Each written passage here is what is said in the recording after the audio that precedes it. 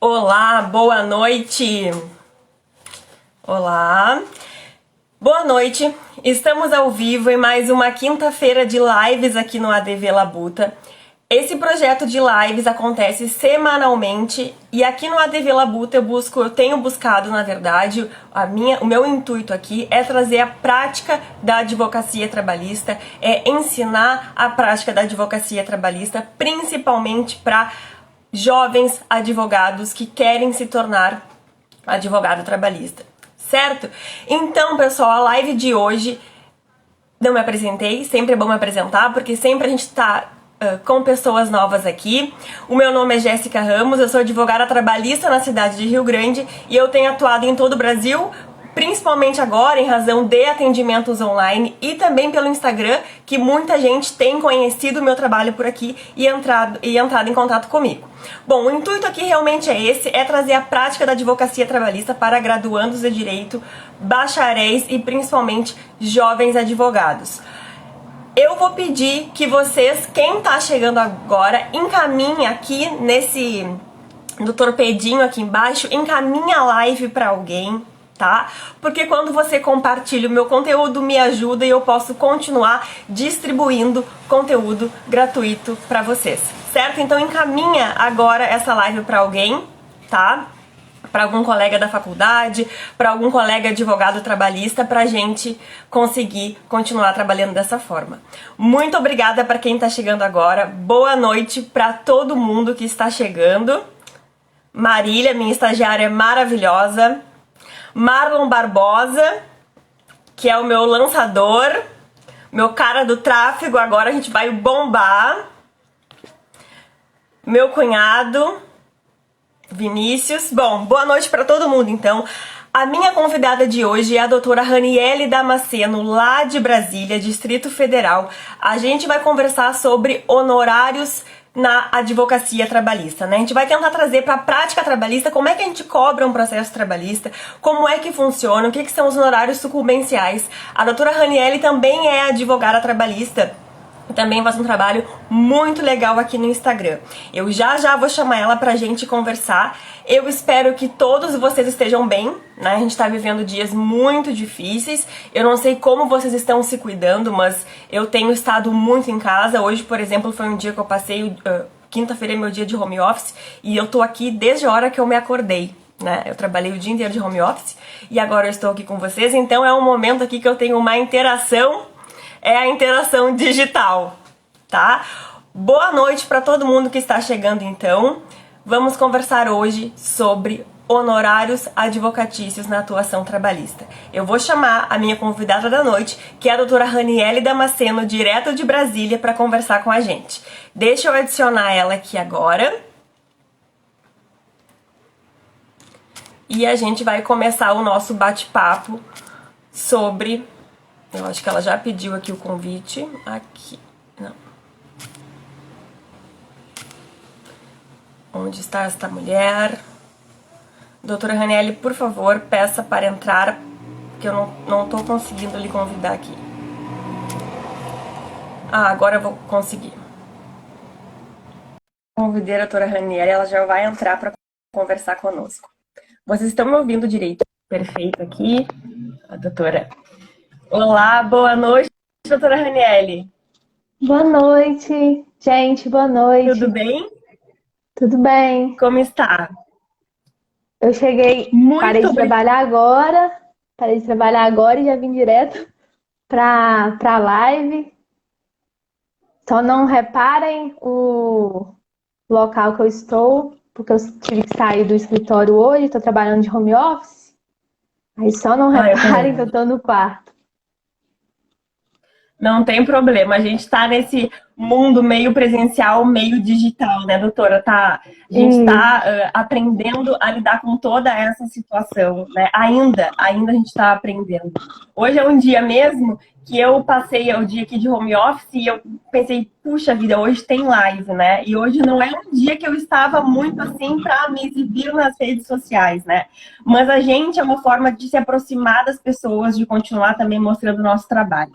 Doutora, Sim. muito obrigada por estar aqui, compartilhando conhecimento, dedicando aí a sua hora de descanso para discutir com a gente e trazer um pouco para esse pessoal da prática da advocacia trabalhista. Eu que agradeço pelo convite. Eu venho acompanhando o seu trabalho. Eu acho muito interessante o seu trabalho. É, o seu trabalho de trazer para os jovens advogados uma rotina de prática trabalhista. Eu acho incrível. Realmente incrível.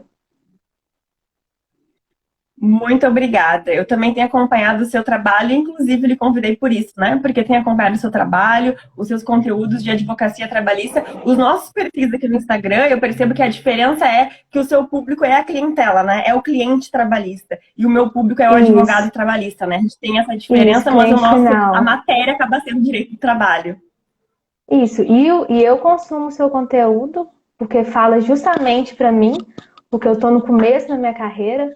Eu tenho um ano que eu estou advogando, comecei ano passado, me formei em 2019 e comecei na atuação, já comecei na atuação trabalhista.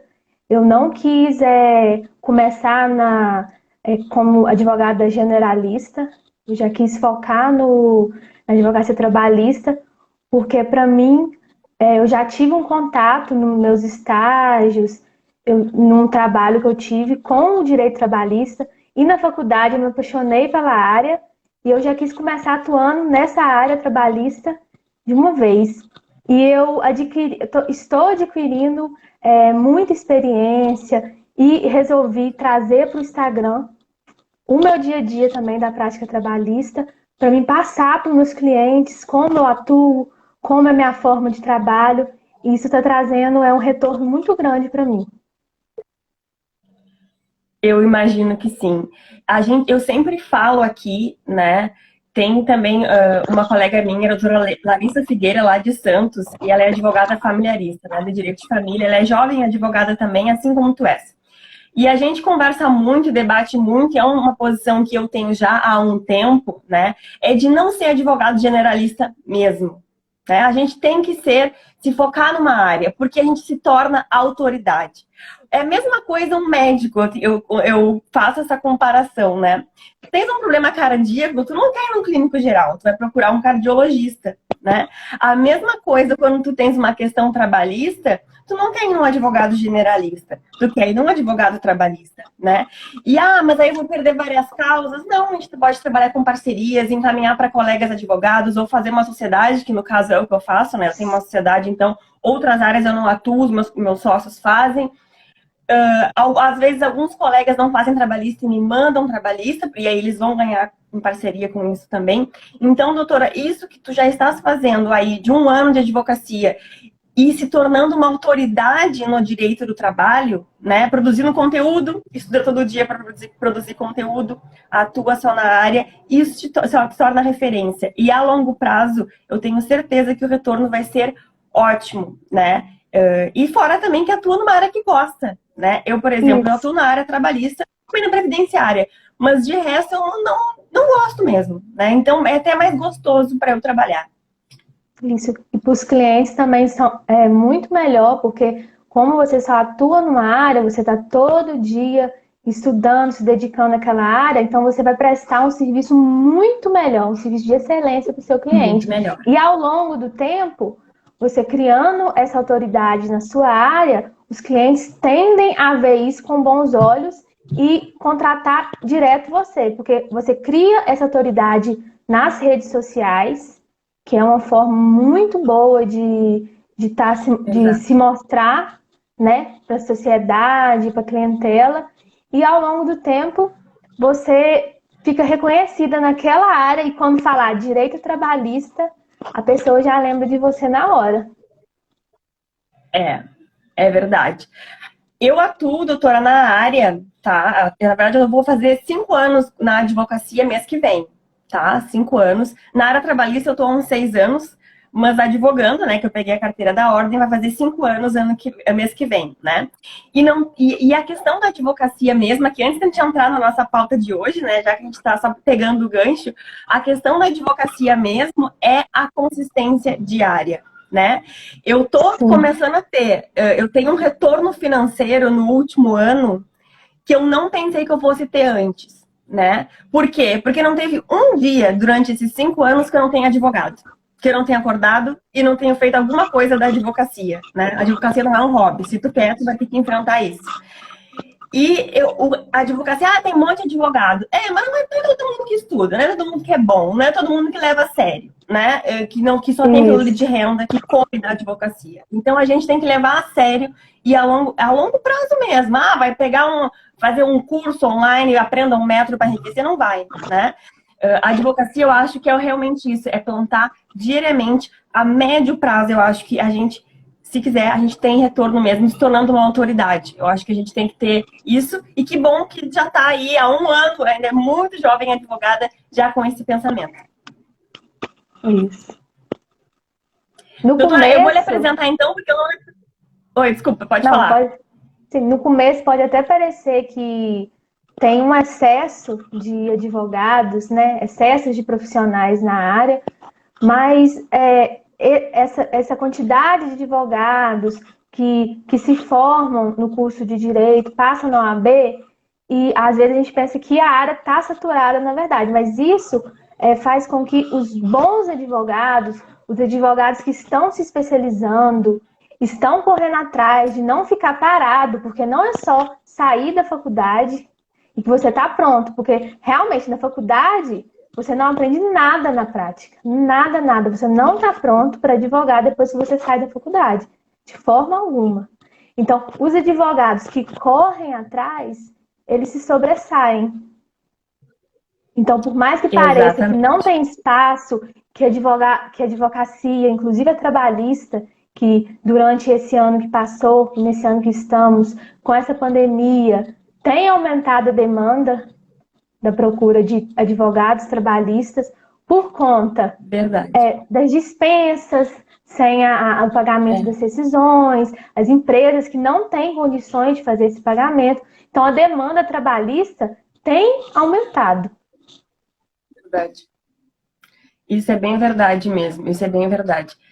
Eu vou lhe apresentar, porque eu não apresentei, a gente continuou aqui, né, conversando, só para linkar com essa questão que tu falaste, né, que o mercado parece que está saturado, que o pessoal acha. Eu acho que isso vai conversar muito com o nosso assunto de hoje, que é como a gente tem uma desvalorização da mão de obra da advocacia, né? Eu acho que eu até tenho uns casos para contar de hoje, do meu dia de hoje, com os clientes que me procuraram, questão de consulta e tal, e a gente vai conseguir conversar, vai linkar bem com essa questão da valorização da advocacia, né? Porque o meu público aqui é o graduando, o bacharel, o jovem advogado, e vai linkar com isso que tu falaste. Vou apresentar, pessoal, boa noite para todo mundo que está entrando aqui. Eu vou apresentar a doutora Raniele, porque a gente ficou aqui, né, conversando e eu não apresentei essa mulher maravilhosa lá de Brasília, ainda jovem advogada, mas já se mostrando aí autoridade em direito trabalhista. A doutora Raniele, eu tenho uma colinha aqui, né, tô lendo. A doutora Raniele Damasceno é especialista em direito do trabalho, com atuação nas áreas preventiva, contenciosa e previdenciária. Atua na defesa dos direitos dos empregados e prestadores de serviços, bem como dos empregadores e tomadores de serviço, né? Então, a gente tem aí a doutora Raniele atuando lá em Brasília, dos dois lados, né, doutora? Para trabalhador e para patrão também, né? Isso. Aqui no Instagram, eu foco mais no direito trabalhista para os reclamantes, para os empregados, porque eu posso falar diretamente com eles, mais no escritório em que eu trabalho, eu atuo nas duas áreas, tanto para as empresas, tanto para os empregados, principalmente na área consultiva, que vem crescendo muito, ainda mais com essa pandemia. As empresas procurando para saber como se adequar às novas regras. Muita coisa nova. Muita coisa mudou. As medidas provisórias, muita coisa. É verdade. Doutora, trabalha para um escritório, agora falou que trabalha para um escritório, né? É advogada empregada, associada? Isso, associada. Associada. Legal. Quando já formou, já entrou nesse escritório ou era estagiária lá ainda? Não, eu trabalhava em outra empresa, no jurídico de uma empresa, Aí eu saí, comecei a advogar de forma autônoma, após sair da faculdade, e agora, esse ano, eu entrei no escritório como associada. Perfeito, muito legal. Eu comecei, doutora, como associada num escritório também. Trabalhei em um escritório onde aprendi muito advocacia trabalhista, eu era estagiária, e aí eu fiquei ali advogando uns 2 anos e pouco, assim, como advogada. E aí foi quando eu meti as caras e abri o meu escritório. Mas eu comecei como associada, foi muito, muito importante para pegar a prática.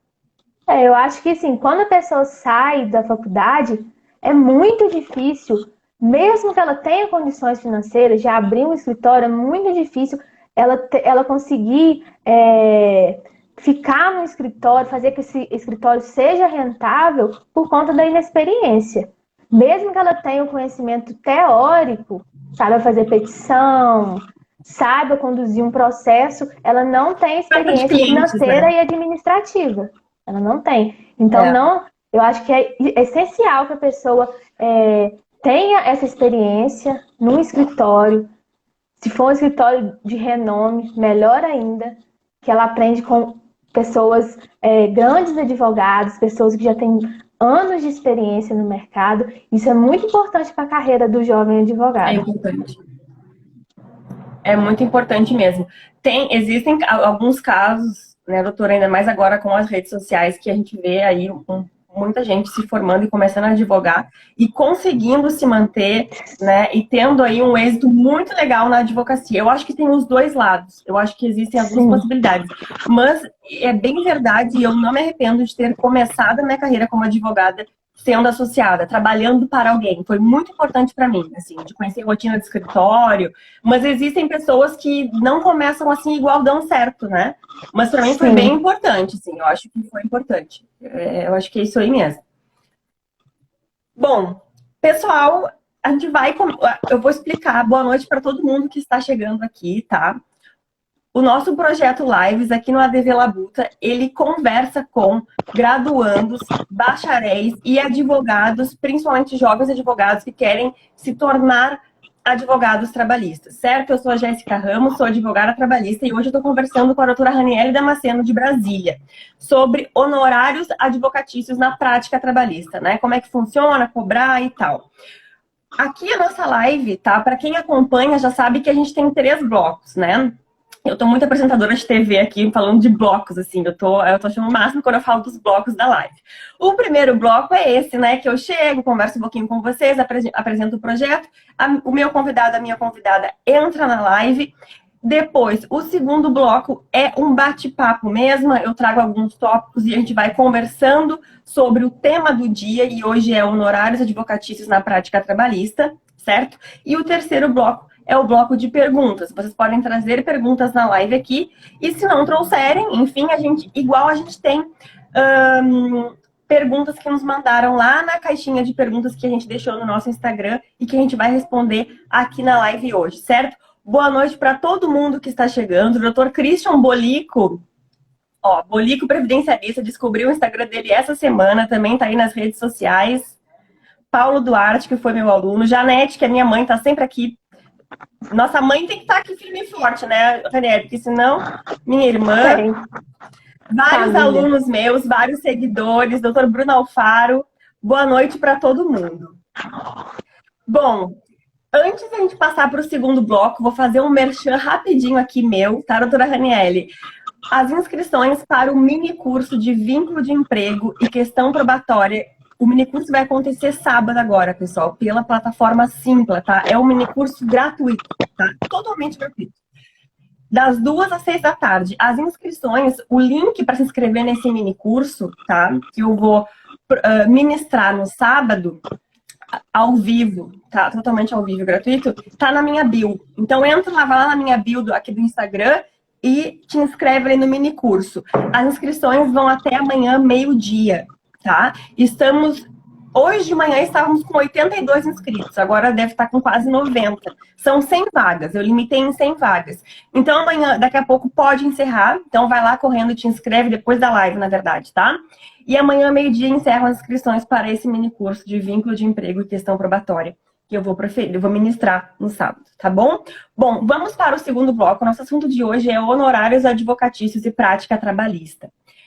Doutora, o primeiro tópico que eu trago para a gente conversar, tá, é como cobrar na advocacia trabalhista, regra geral, tá? Por exemplo, como é que a gente cobra pro reclamante, que é o empregado, e como a gente cobra para a reclamada, que é a empresa, né? Enfim, regra geral, assim, com uma forma geral, como é que vocês cobram lá no escritório de vocês? Como é que tu cobras na tua atuação? E para a gente discutir um pouquinho, eu vou trazer um pouco o meu lado também depois. Isso. Bom, para começar, já que eu vi que tem alguns seguidores meus que entraram aqui, agora na live, e tem muita gente que não é da área do direito, muito menos da área do direito trabalhista, os honorários advocatícios, para quem não sabe, é a remuneração do advogado. Ou seja, é aquilo que o cliente paga para a gente pela prestação dos nossos serviços. Porque tem gente Ou que não sucumbenciais, sabe. né? Isso. Os contratuais e os sucumbenciais. Bom, para o reclamante, eu acho bem mais simples de fazer essa cobrança.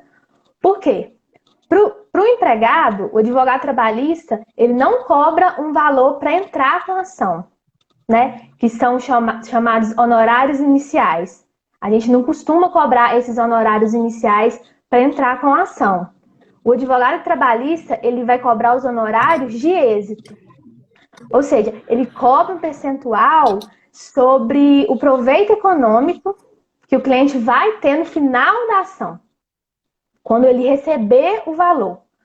Por exemplo, a gente entra com a ação trabalhista e no final a empresa é condenada a pagar, por exemplo, 10 mil reais para o empregado. Então, daqueles 10 mil reais, o cliente vai receber,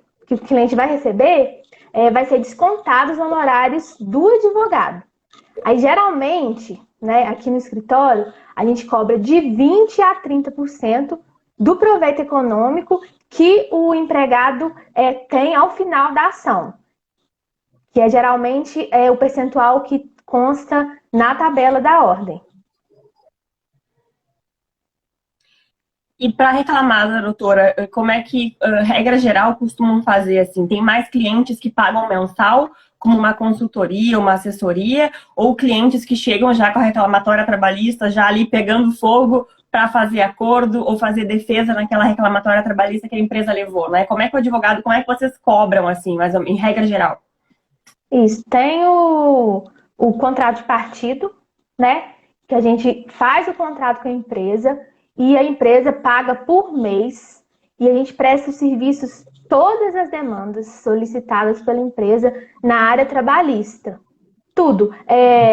Revisão de documentos trabalhistas, de advertências, como essas advertências, as penalidades serão aplicadas para os funcionários.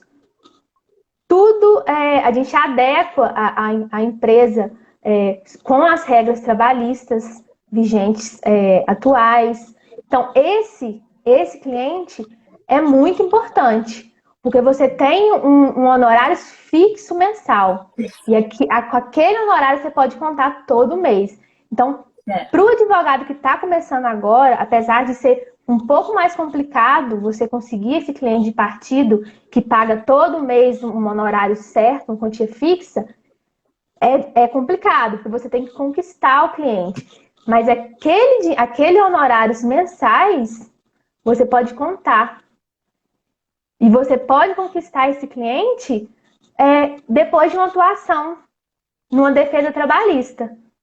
Mesmo que você não consiga êxito na sua defesa, se você demonstrou para o cliente, explicou para ele o que estava errado, por que a empresa foi condenada, após essa defesa, você pode apresentar os seus serviços para essa empresa, para o cliente, falar assim, olha, eu faço uma consultoria e com essa consultoria minha, você evita de ter novas condenações.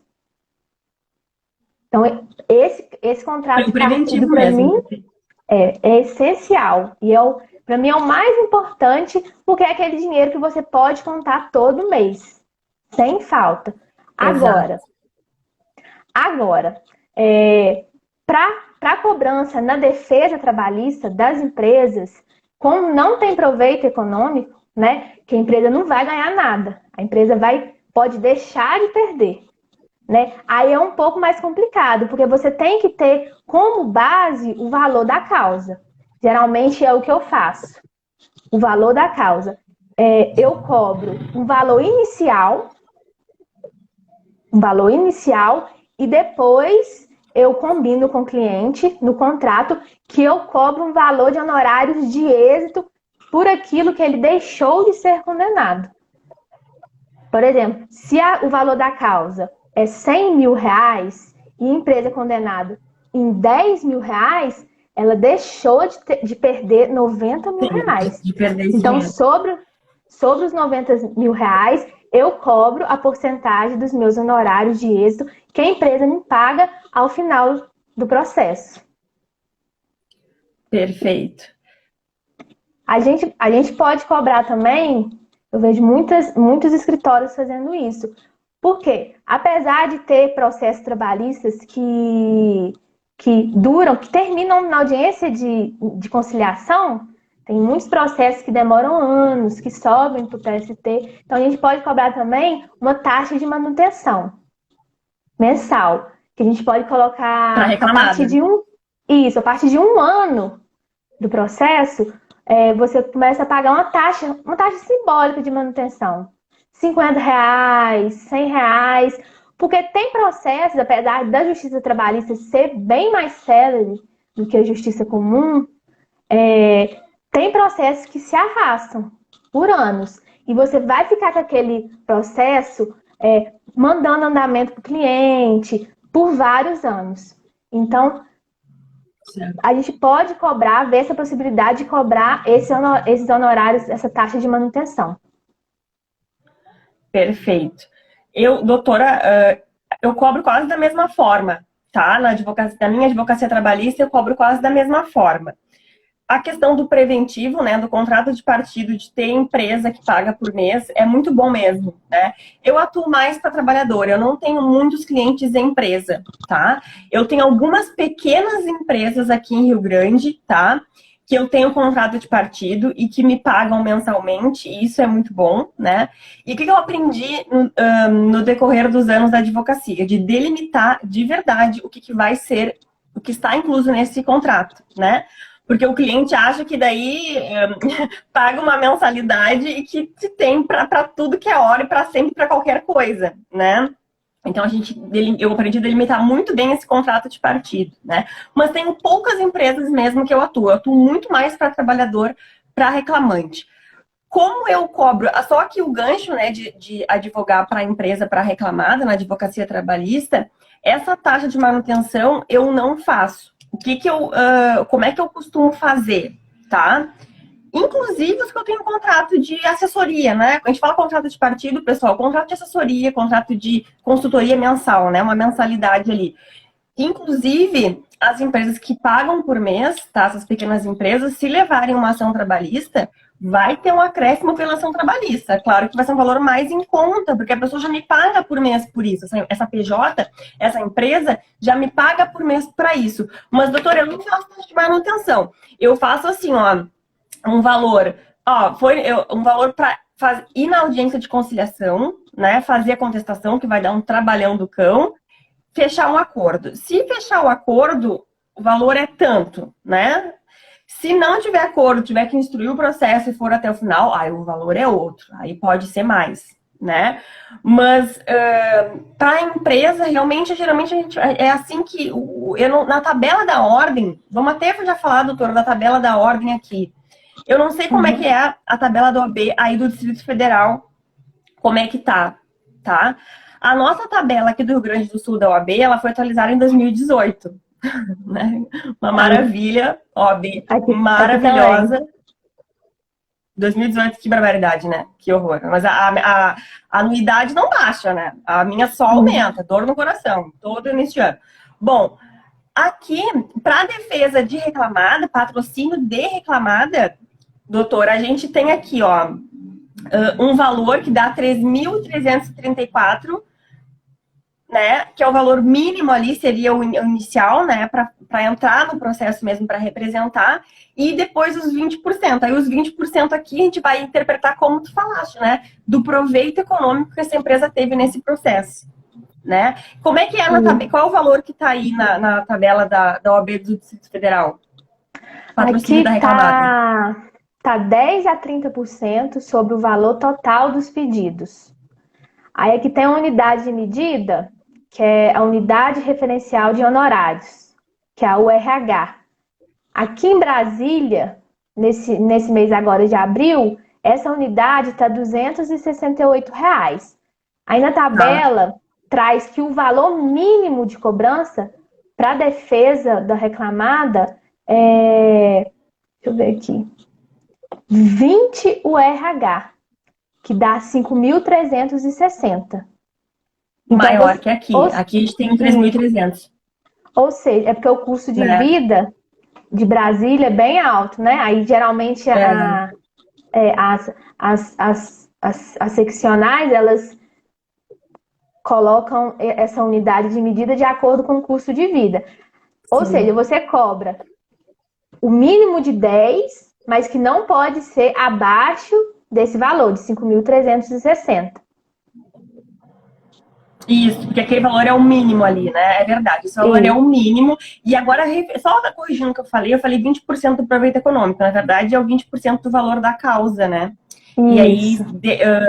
ou 20% do valor da causa, ou aquele mínimo aqui, pelo menos na OAB do Rio Grande do Sul, na defesa, pessoal, em processo trabalhista de empresa reclamada, 3.300 e pouco aqui dá, tá?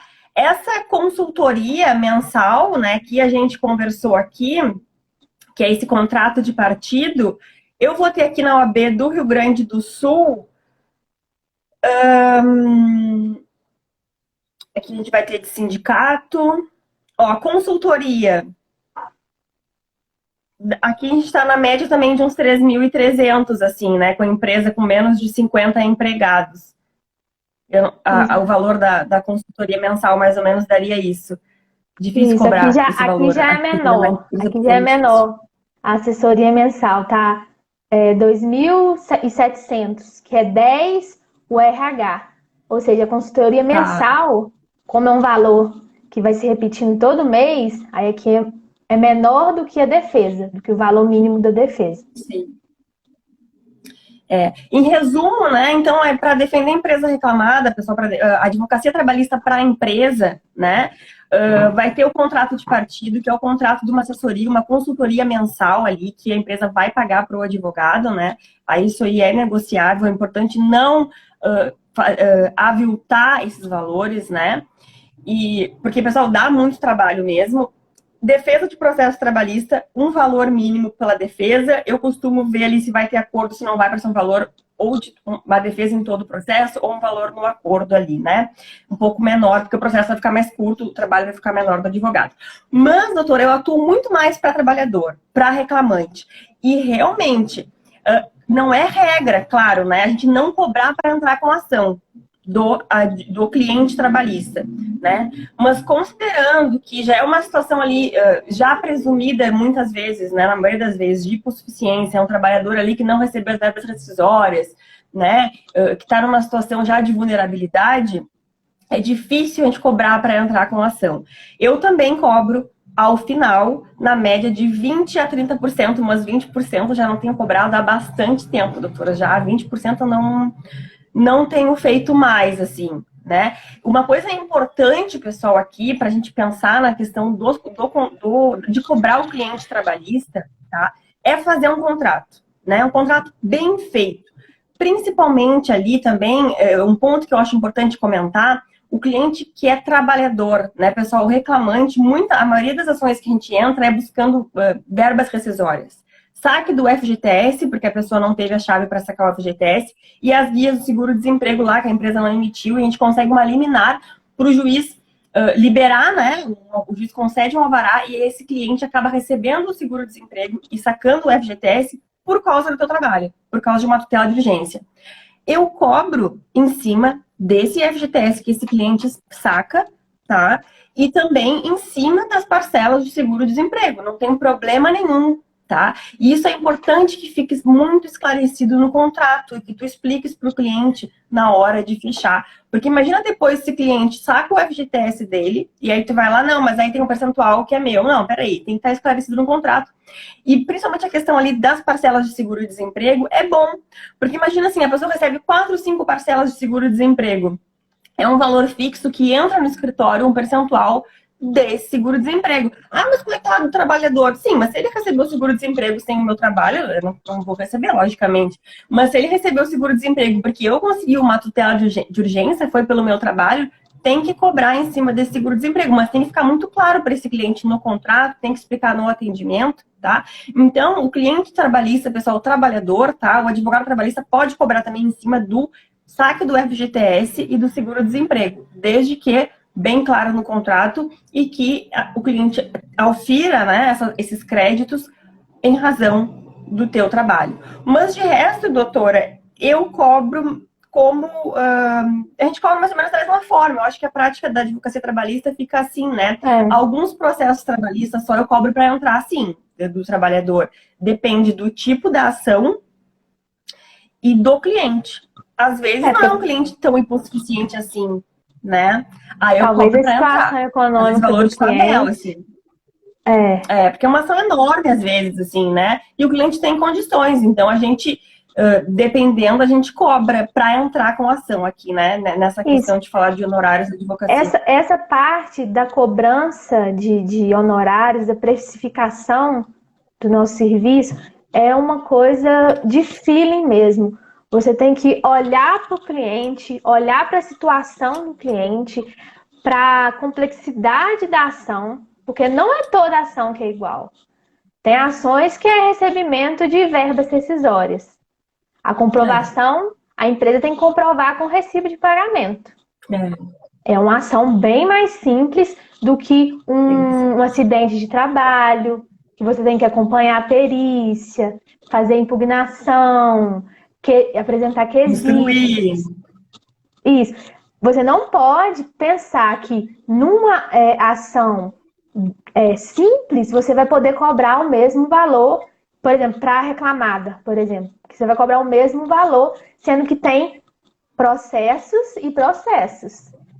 Essa parte que a doutora falou sobre cobrar por atos, realmente é muito importante. Porque até para reclamada, né, para a empresa, fica bem melhor, porque se a gente consegue fazer um acordo na audiência trabalhista, a gente trabalha menos e a empresa paga menos também, e ela não tem que pagar um valor enorme, né, um valor fixado inicialmente pelo processo todo, sendo que o processo terminou na audiência de conciliação. Não teve recurso, não teve instrução. Então, até para reclamada, fica bem melhor quando a gente cobra por atos.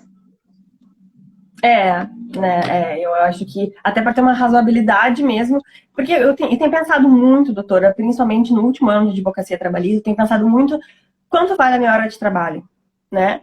E quanto eu vou me despender nisso daqui. Isso aqui tem bastante chance de êxito ou não tem, né? Esse cliente, ele tem condições de... né? Geralmente, mesmo que o cliente tenha condições, se for trabalhador, eu não cobro para entrar com a ação, né? Mas se for um cliente que tem uma condição boa e é uma ação gigantesca, que vai me dar um trabalho... Só inicial vai ser, assim, 2 turnos de trabalho, né? Então, aí a gente cobra para entrar, né? Mas vai bem do feeling mesmo. Em algumas situações, se a minha hora de trabalho vale isso, eu vou te cobrar isso, o cliente não for pagar, enfim... E ele vai, então, procurar outro profissional. A gente tem que saber também isso do nosso trabalho, né? Do quanto que vale o nosso trabalho.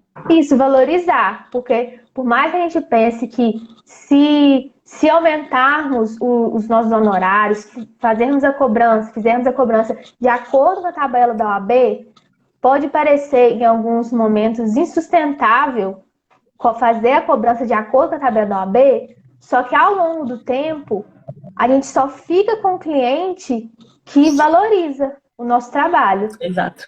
Entendeu? Porque depois o tanto de dor de cabeça que um cliente que não valoriza o nosso trabalho vai dar.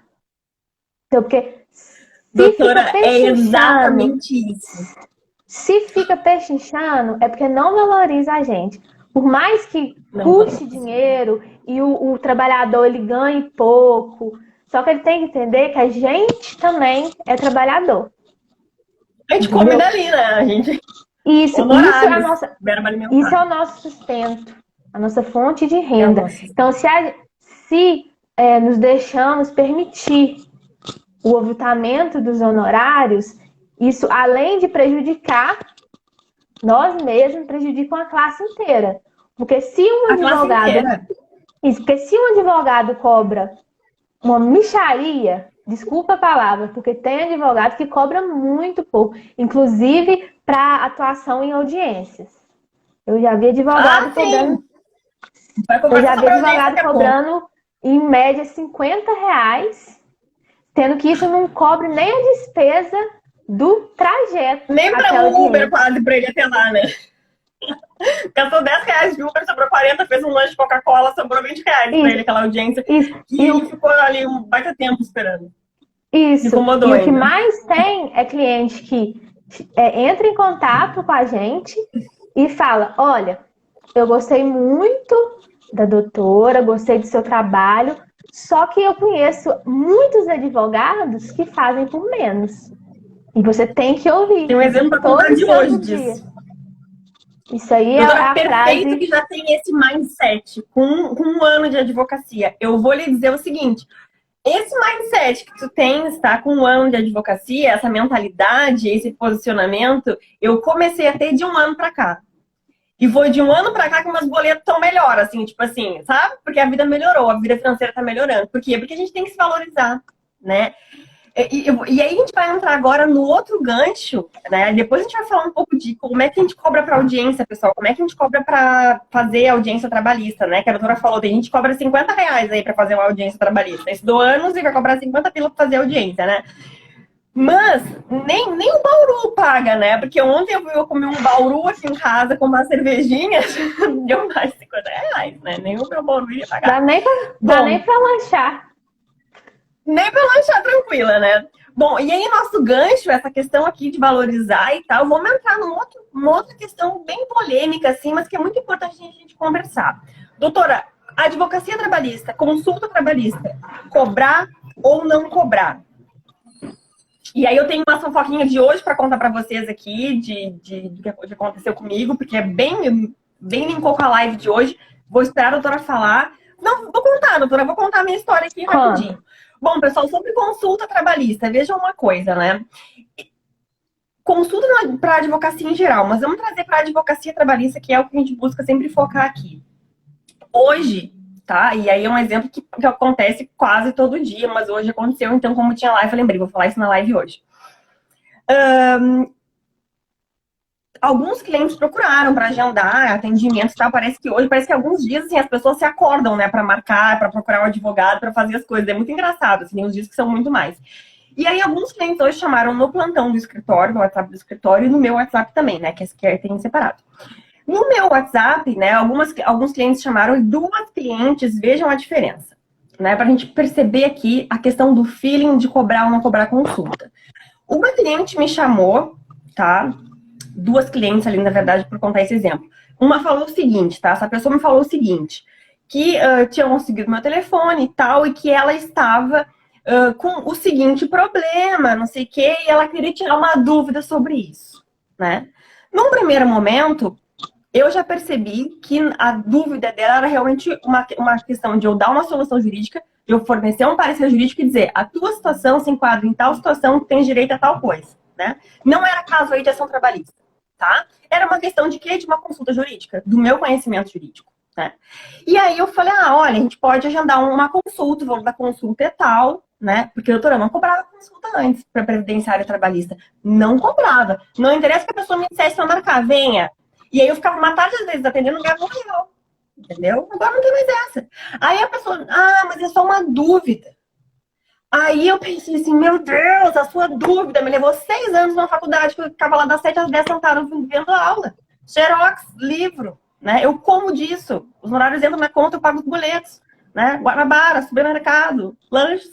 Então, aí eu falei, pois é, senhora, a gente pode agendar e tal. A pessoa não agendou porque ela reiterou pra mim, era só uma dúvida mesmo. O que essa pessoa esperava? Que eu falasse pra ela a dúvida no WhatsApp? Ou que eu agendasse pra tirar a dúvida dela e cobrasse num total de R$ 0? Então aqui eu tive um feeling, tipo, aqui eu tenho que cobrar a consulta, porque aqui eu percebo que não tem ação. Logicamente que em alguns casos, antes da pessoa me ver eu conversar com ela ou online, por vídeo, ou presencial, eu vou perceber, eu não sei, às vezes eu não consigo ver se tem ação ou não. Então eu vou correr o risco, às vezes, de atender esse trabalhador, não ter ação para entrar, e tá tudo bem, é um risco que eu corro. Mas em algumas situações, eu percebo muito bem que tem ação e algumas não tem. Outro caso que me aconteceu hoje também era para calcular verbas rescisórias. A cliente recebeu a rescisão, ela disse, não, eu nem quero entrar com ação contra a empresa, viu, doutora? Eu só quero que veja se a minha rescisão está certa, está tudo ok. Tudo bem, vamos agendar uma consulta. Esse trabalho vai ser uma consulta. A pessoa, não, mas eu não quero entrar com ação, eu só queria que... Então, não vamos agendar? Não tem. E essa pessoa Então, me falou, eu vou procurar outro profissional, então. Então, assim, e vai ter profissional. E vai ter colegas que vai atender essa pessoa, vai olhar o termo de rescisão dela, vai falar ali, ou depois vai dar um parecer, vai perder umas 2 horas de trabalho ouvindo aquela pessoa falar, atender, né? É cliente, a gente tem que tratar bem, a gente precisa daquela pessoa, mas eu preciso ser remunerada também. Então, eu tenho cobrado consulta agora. Por outro lado, vejo outro exemplo de hoje também. A pessoa me chamou e falou, eu trabalho em tal empresa, tal situação, eu fui demitida, não recebi a rescisão, não recebi não sei o quê, tem férias atrasadas, etc, e 13º, eu quero assinar um horário trabalhista. Eu pensei, é ação. Claro que pode acontecer que essa pessoa ir no meu escritório sem eu cobrar consulta, porque eu quero que ela vá lá, porque eu tenho certeza que ali tem uma ação para entrar, provavelmente, e quando eu converso com ela e vejo os documentos, não tem ação para entrar. E eu fiquei 1 hora conversando e não tem ação para entrar. Tudo bem, é um risco que eu corri. Mas a chance é muito pequena. Então, dessa cliente, eu não cobrei consulta e agendei ela, porque eu vou atender ela e vou ter com ação trabalhista. Vou ganhar ao final os honorários, né? Que é a trabalhadora, geralmente eu faço isso aí. Mas, assim, esse feeling realmente tem, né? Mas a gente tem que às vezes, no início da advocacia, a gente não tem esse feeling. E a gente quero atender, quero que a pessoa me procure, eu sou advogado, vou atender. E aí, pessoal, ao invés de vocês estarem estudando, lendo uma doutrina, vendo como é que está a jurisprudência, assistindo um curso, fazendo uma pós-graduação, fazendo um prazo processual, ou assistindo uma série, descansando, fazendo uma skincare, cuidando de si, um autocuidado, tendo uma qualidade de vida, você está lá trabalhando de graça. Daqui a pouco falar, Deus se perdoe advogado, não dá dinheiro, não dá, isso é horrível, Deus, coisa de louco. Sim, porque não valoriza, não vem entrar, né?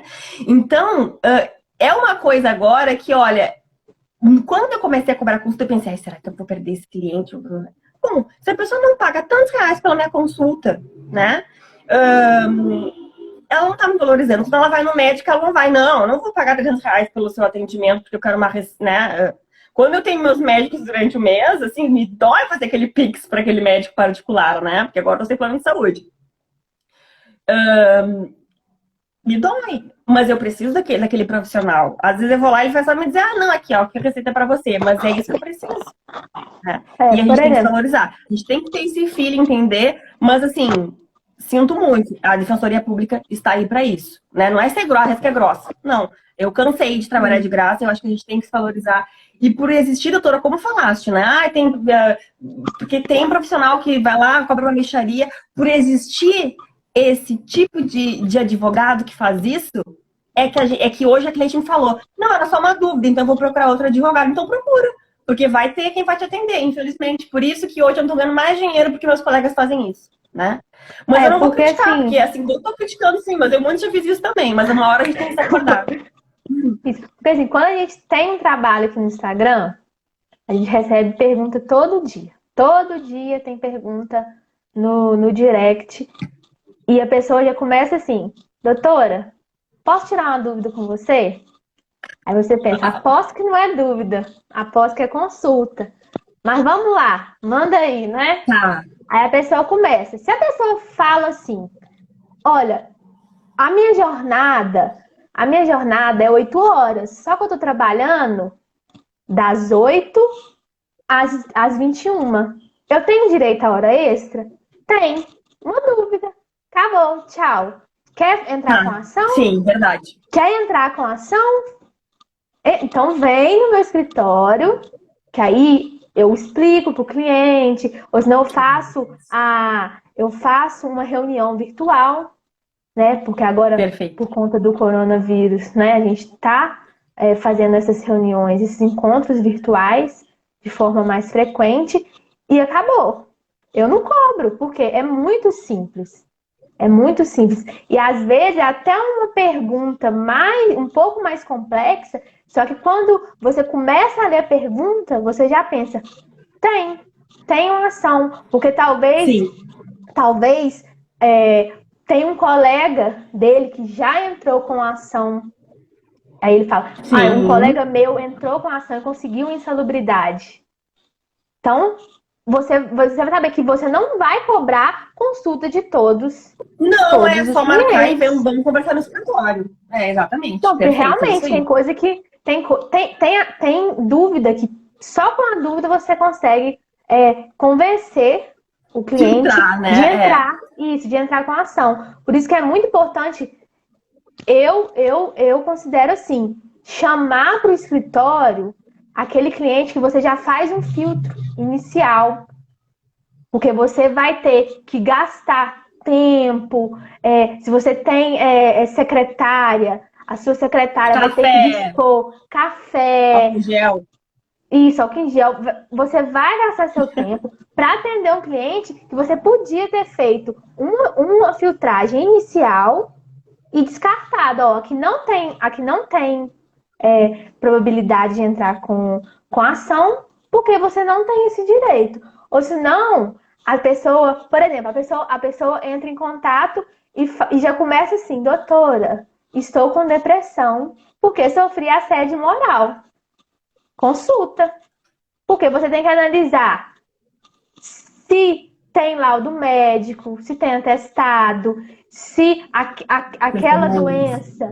aquela doença foi decorrente do assédio moral, se realmente houve assédio moral, mesmo que tenha havido assédio moral, se as provas que a empregada tem são suficientes, ou se ela vai precisar produzir mais provas enquanto ela está trabalhando.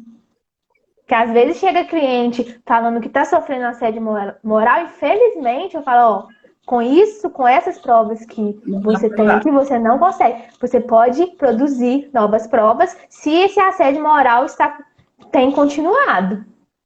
Entendeu? Aí eu tenho que cobrar consulta, porque é muita coisa para analisar. São muitas condições. Não, e vai dar também um parecer ali de como agora, daqui para frente, começar a provar esse assédio moral, né? O que registrar? O que e-mails guardar? Que conversas registrar? Né? O que começar a analisar no ambiente de trabalho que vai servir para uma ação trabalhista futura, né? A mesma coisa uma empresa, né, doutora? Empresa, se me procura, né, o que é um número muito menor, assim, de imediato já vai cobrar consulta, né? O trabalhador, a gente tem esse feeling mesmo, como tu falaste. Porque tem trabalhador que chega desesperado, porque foi demitido, recebeu a rescisão zerada, né? Ele não vai ter condição de pagar. Foi demitido por justa causa e tem a rescisão zerada, né? Aí você tenta entender mais ou menos se a justa causa foi devida. Que daria para entrar com uma reversão de justa causa, por exemplo. A gente atende e entra com a ação, né? Não cobra a consulta, né? Vai muito do cliente e da complexidade do processo da ação. É verdade.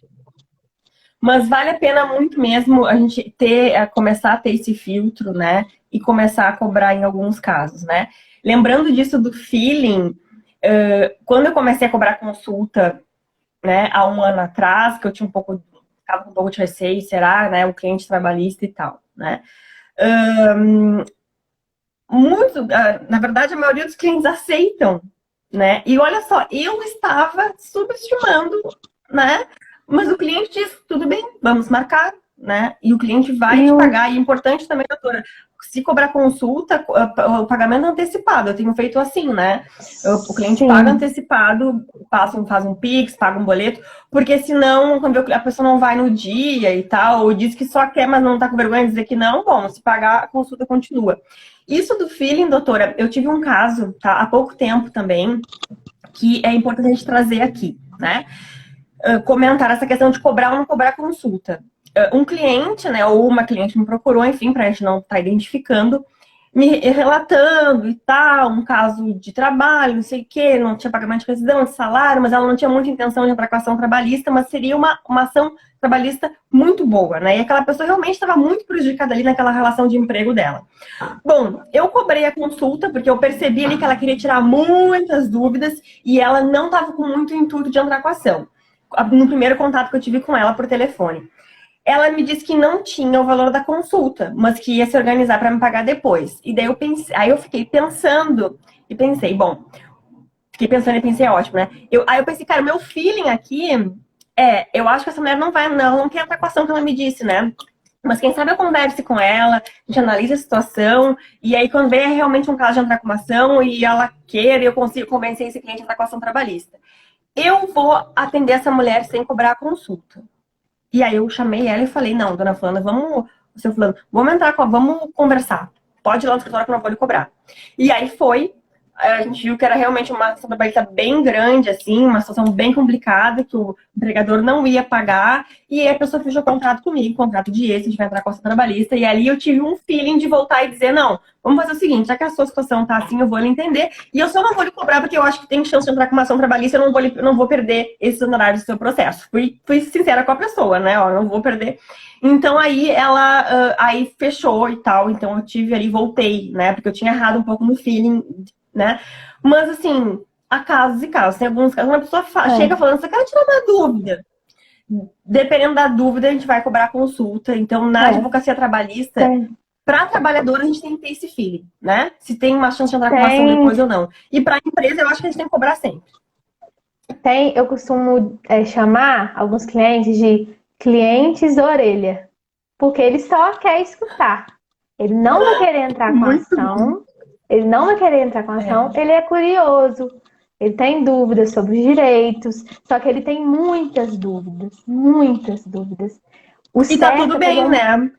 Isso, tá tudo bem, só que isso aí vai demandar tempo, conhecimento. E outra coisa, olha que história triste. Olha que história triste. A gente é jovem advogada, tá começando a carreira, então a gente tem muita garra.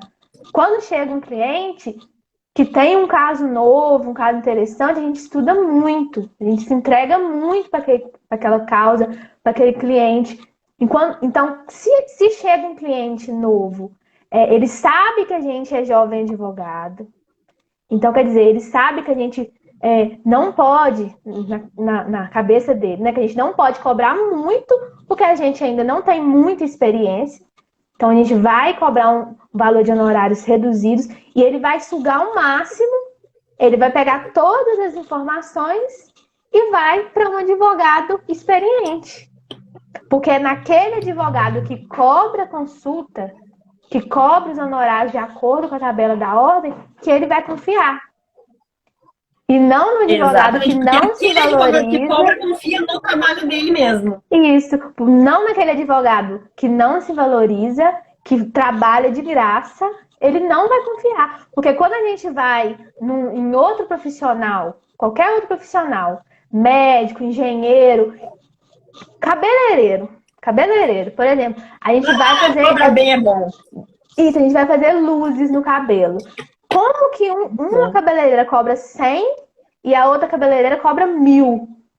Não é o mesmo serviço, porque não tem como cobrar 100 e outra cobrar 1.000.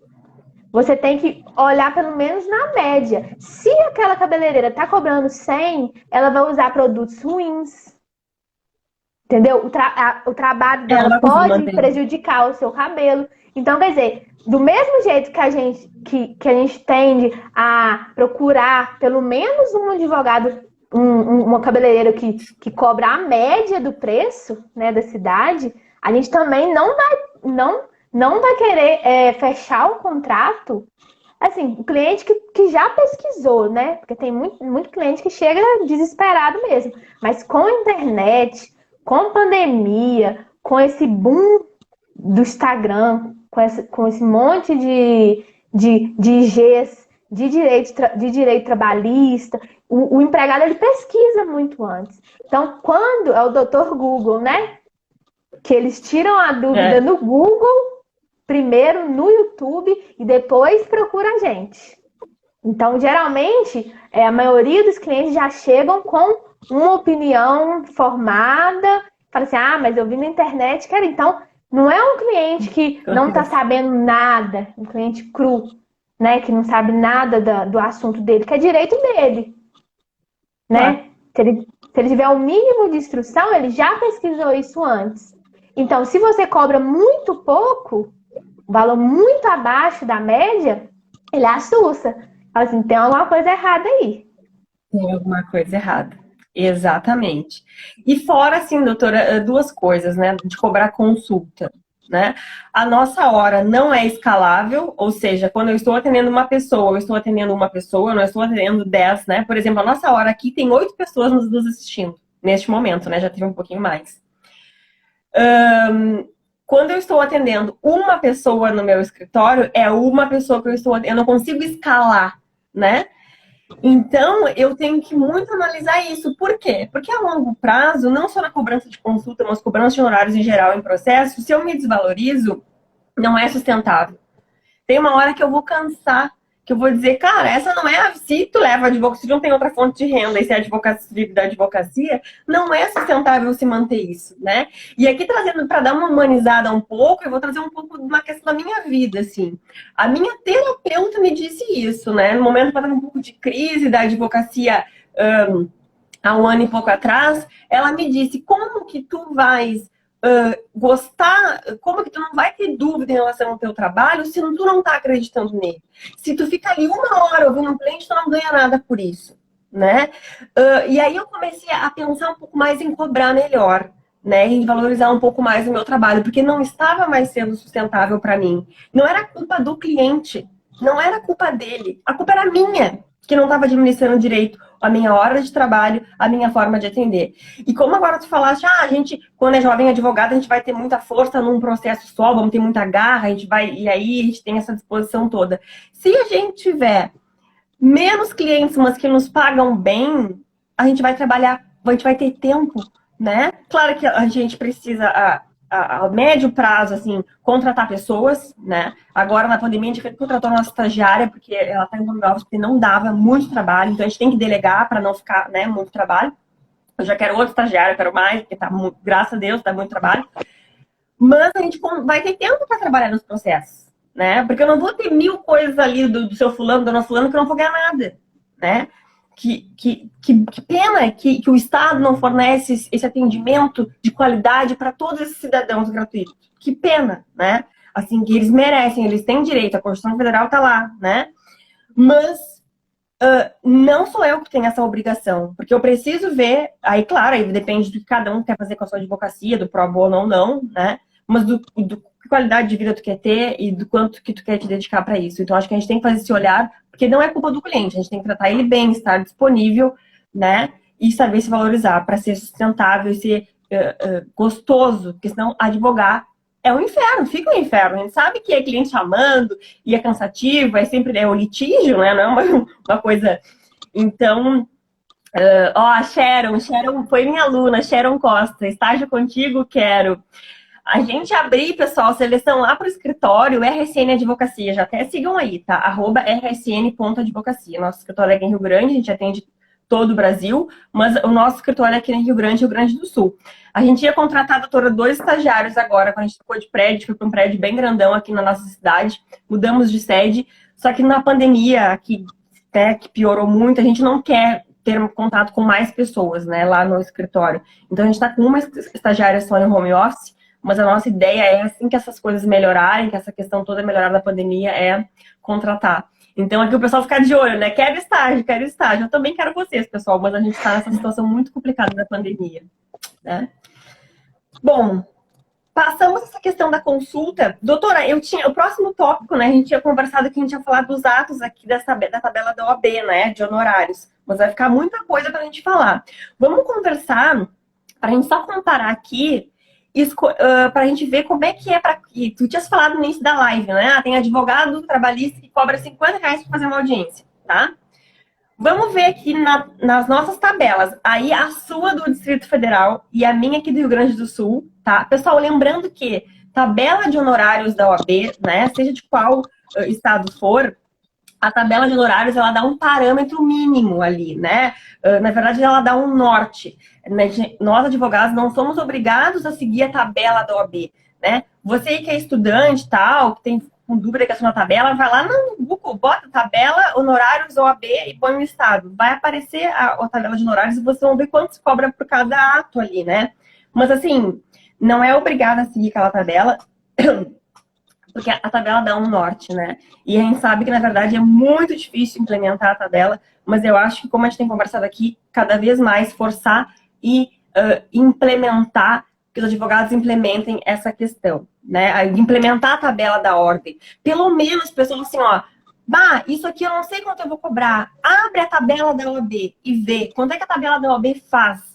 Bom, tá muito, eu achei Porque muito se alto, você assim, não tem né? experiência Então, nenhuma em precificação, você tendo tem a que tabela testar da ordem impressa e mostrar para o cliente, você e pode até mostrar para o cobrar um cliente. pouco, você pode até cobrar um pouco menos, Dá uns ou focos. cobrar justamente o valor que está na OAB e você vai ter como justificativa. Ó, esse valor que eu estou cobrando é até um valor mais em conta, mas eu tinha que estar cobrando era isso aqui, ó. Aí você mostra a tabela e fala, Eu é faço isso isso. aqui. É isso aqui que a OAB manda eu cobrar. Não é isso aqui que eu estou cobrando. Então não tem como fazer por menos. Não tem. Não tem como pechinchar. A gente.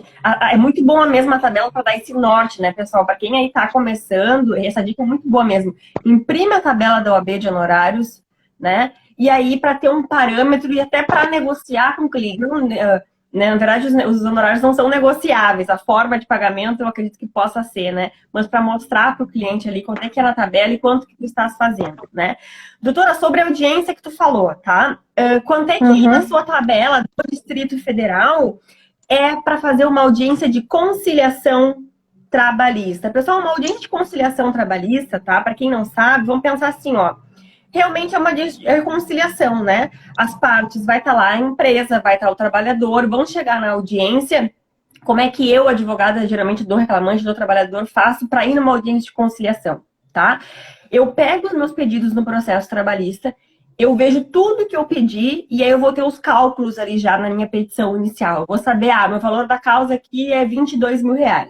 E aí eu vou analisando cada pedido que eu fiz. Aí eu vejo ali, de horas extras dá 5.000. Mas assim, eu não consigo provar as horas extras, a empresa não tinha obrigação de ter o controle de ponto nessa situação aqui, o meu cliente não tem testemunhas, eu não vou considerar que no cálculo do meu acordo o adicional de hora extra. Insalubridade vai ter que ter perícia, né? E esse caso aqui, não tô bem certa que vai ter adicional de insalubridade. Eu vejo quais são os pedidos mais certos, né? Rescisão é certa, não tem comprovante de pagamento. E aí eu faço um valor realmente justo, assim, para fechar um acordo na audiência trabalhista. E eu converso com o meu cliente para ver o que ele acha e tal, se ele quer fechar menos, se ele quer fechar mais, enfim, tá? Eu analiso pela questão do que eu posso provar no processo. Quando eu chego na audiência de conciliação, tá? O juiz vai perguntar assim, pessoal, doutor, se tem proposta de acordo, tem possibilidade? A empresa vai dizer se tem proposta ou não, se quer fechar acordo ou não. Às vezes, a minha proposta ali para um acordo é 6.000, a empresa vem com 2. Aí eu digo, não, a minha contraproposta é 6.000. Bom, mas a gente pode conversar, negociar. Isso é uma audiência de conciliação trabalhista, né? Às vezes, o teu cliente trabalhador, e que eu falando por advogado trabalhista de trabalhador, que é o que eu faço mais, tá muito apavorado. Ele foi embora, não recebeu rescisão, não recebeu seguro-desemprego, tá com o filho em casa, ele não tem R$ 1, entendeu? Então, se a ação vale 20, mas a empresa quer pagar 5, ele tá desesperado, ele vai aceitar. O que eu acho bom, eu não acho. Mas se ele precisa, a gente vai aceitar. Então, a audiência de conciliação é assim, né, doutora? A gente vai analisando ali e conversa com o cliente. É bom ver também como é que está a situação da reclamada. Porque muitas empresas, elas estão insolventes. Elas não têm como pagar. Então, às vezes, por mais que pareça uma proposta, assim, ridícula, Só que você tem que É. entender a situação que a empresa não vai ter como pagar. Às vezes é uma microempresa, um microempreendedor, porque empregadores não são só grandes Grandes empresas, né? empresas. Tem É pessoa, verdade. tem empresa que tem 2, 3 funcionários. Então, a partir do momento que você chega na audiência de conciliação, você conversa com seu cliente assim: olha, você tem direito a R$ 20.000, verbas rescisórias. Só que o difícil vai ser a gente receber esse valor. É Também tem muito isso, verdade. provável que a gente ganhe a ação. A gente tem uma sentença procedente. Vai Só ganhar que nada. não, talvez a gente não consiga receber. Então, a gente tem que ficar mais sensível às propostas da reclamada, mais durante esse período de pandemia, que muita empresa quebrou. Às vezes tem muitos funcionários e a empresa quer pagar para todos, só que não tem condição de pagar. Então, assim, a gente tem que Quer também fazer acordo com ficar todo mundo. atento à situação econômica da empresa também, que é muito importante. Porque tem direito, talvez o empregado realmente tenha aquele Mas é direito. utópico, né? Não vai. A situação. Tá, e aí, pessoal, uma audiência de conciliação é assim, né? Mas como a gente estava conversando aqui. Doutora, aí na tabela da ordem do Distrito Federal, quanto é para um advogado representar? Pessoal, quando a gente fala em representar, por exemplo, aquele ato isolado, né? Vai fazer para um colega essa audiência, ou quando vê o reclamante entrou sem advogado, de contratar só para essa audiência de conciliação, ou a empresa recebeu ali, precisa de imediato naquela audiência de conciliação. Quanto a gente cobra pelo ato isolado, pela tabela do Distrito Federal da audiência de conciliação, doutora? Aqui tá 3 URH, que dá mais ou menos R$ 800. Eu não estou achando aqui na tabela do. Deve estar aqui em atividades separadas, peraí. Que eu não faço não faço diligência. Aqui. A audiência está R$ 250. Quando é que tá aí? 800, que é É mais ou 3 menos isso? URH. É, Ah, 800. aqui tá Mas 250 audiências de conciliação. só que 200, advogado cobrando em média aqui 250. 250 que a gente É, acha. eu acho 800 que é aqui em Rio Grande eu alto. não sei como é que tá. Não sei, tá, nós trabalho de conciliação ali. Mas eu acho que deve ter advogado cobrando menos que 250. E de instrução, na minha tabela aqui da ordem da OBRS, tá? R$ 500. Aqui tá E na 1.000. sua aí, tá 1.000. Tá 1.000. Porque o Porque audiência de é instrução 4 trabalhista RH. é um peso danado, né? É uma coisa cansativa, dependendo ainda do. Então, pessoal, vocês vejam aqui, né, que as tabelas da OAB, elas vão ter uma diferença aí, né? Mas para principalmente advogado que faz advocacia de correspondência e faz as diligências, é contratado, é importante não aviltar esses honorários. É só uma audiência de conciliação, eu vou ali rapidinho, tô aqui em casa sem fazer nada. Tu tá em casa sem fazer nada porque tu não tá se prestigiando na advocacia, né? Porque é um hobby. Aí 50 pila cai na tua conta é bom, mas é ruim para os outros colegas que querem advogar e ganhar um dinheiro melhor, né? Então, pelo menos se. Olha que a diferença lá do Distrito Federal, claro que né, o parâmetro de vida é muito mais alto, né? Os custos de vida, R$ 1.000 e aqui R$ 500 uma audiência de instrução. Mas a gente tem que cuidar isso, né? E que é possível cobrar para fazer separado. Uma coisa que eu acho importante comentar, doutora, é, por exemplo, a diferença principalmente em defesa de empresa, tá? Para fase de conhecimento e fase de execução, né? Semana passada, uma empresa que já fechou e tal me procurou, porque tá com vários processos em fase de execução e tal, que os sócios não sabiam ali. Isso acontece às vezes, né? A pessoa sai da empresa, não formaliza, enfim. E aí, uma bomba, um monte de processo e tal. E aí eu fui lá na tabela da ordem ver, né, defesa em fase de execução aqui isolada. Na minha tabela da ordem aqui, uma defesa em fase de execução, pessoal, que é a fase de cobrança do processo ali, né? A gente vai ter aqui, doutora, o valor de... Olha eu, né, aqui que essa letra é tão pequena. Aqui, tá 1.000... 300 e alguma coisa, se eu não me engano, que eu tinha visto, mas agora eu não. Ah, claro, eu tô em matéria penal aqui, né? Nunca que eu ia achar, né? Mesmo. Eu falei, nossa, não tem execução, óbvio, matéria penal não tem mesmo. Só se for execução penal lá, né? Mas aí, vamos ver aqui. Tem aí na sua tabela, doutora, quanto é que tá a execução no Distrito Tem. Federal? Isso, cobrando a parte, né, fora da fase de conhecimento, da fase recursal, de 10 a Só a fase de 20% do execução. valor. Isso, de 10 a 20% do valor da execução, ou 20 o RH, que são 5.300. 5.300. 5.300. Isso. É porque é Eu não bem sei o que complicado, aconteceu né, de a semana fase passada. de execução. Ah, a fase de execução é chata demais, né? É uma fase que eu acho. Não, eu não encontrei aqui, tá? Não sei porque eu não tô encontrando, mas eu vi isso aqui semana passada. Mas é menos de 5.300, tá? A fase de execução. E, pessoal, aqui é importante, e também na fase de execução, a gente verificar, né, como é que tá a questão da empresa ali. Outra coisa também, como é que eu cobrei, por exemplo, essa fase de execução? Olha, aqui não tem mais o que fazer, assim, né? A gente tem que ver só a questão do patrimônio e tal, mas quem sabe fechar um acordo. Se eu fechar um acordo aqui, eu vou te cobrar tanto. Mas se eu tiver que seguir na execução, fazer embargos, né? E fazer defesa, e etc, etc, bom, aí aqui eu vou te cobrar tanto. Então a gente conseguir aí, pessoal, ver também a peculiaridade do caso, mas ir na tabela da ordem e ver quanto é que está o valor, né? Desse ato separado ali no processo trabalhista, né? Eu não sei porque que eu não encontrei aqui no meu, parece. Aqui, ó, execução de sentença ou embargos. Ai, que loucura. Ó, 3.300 ou 20%, É. né? Do valor ou da execução ali, né?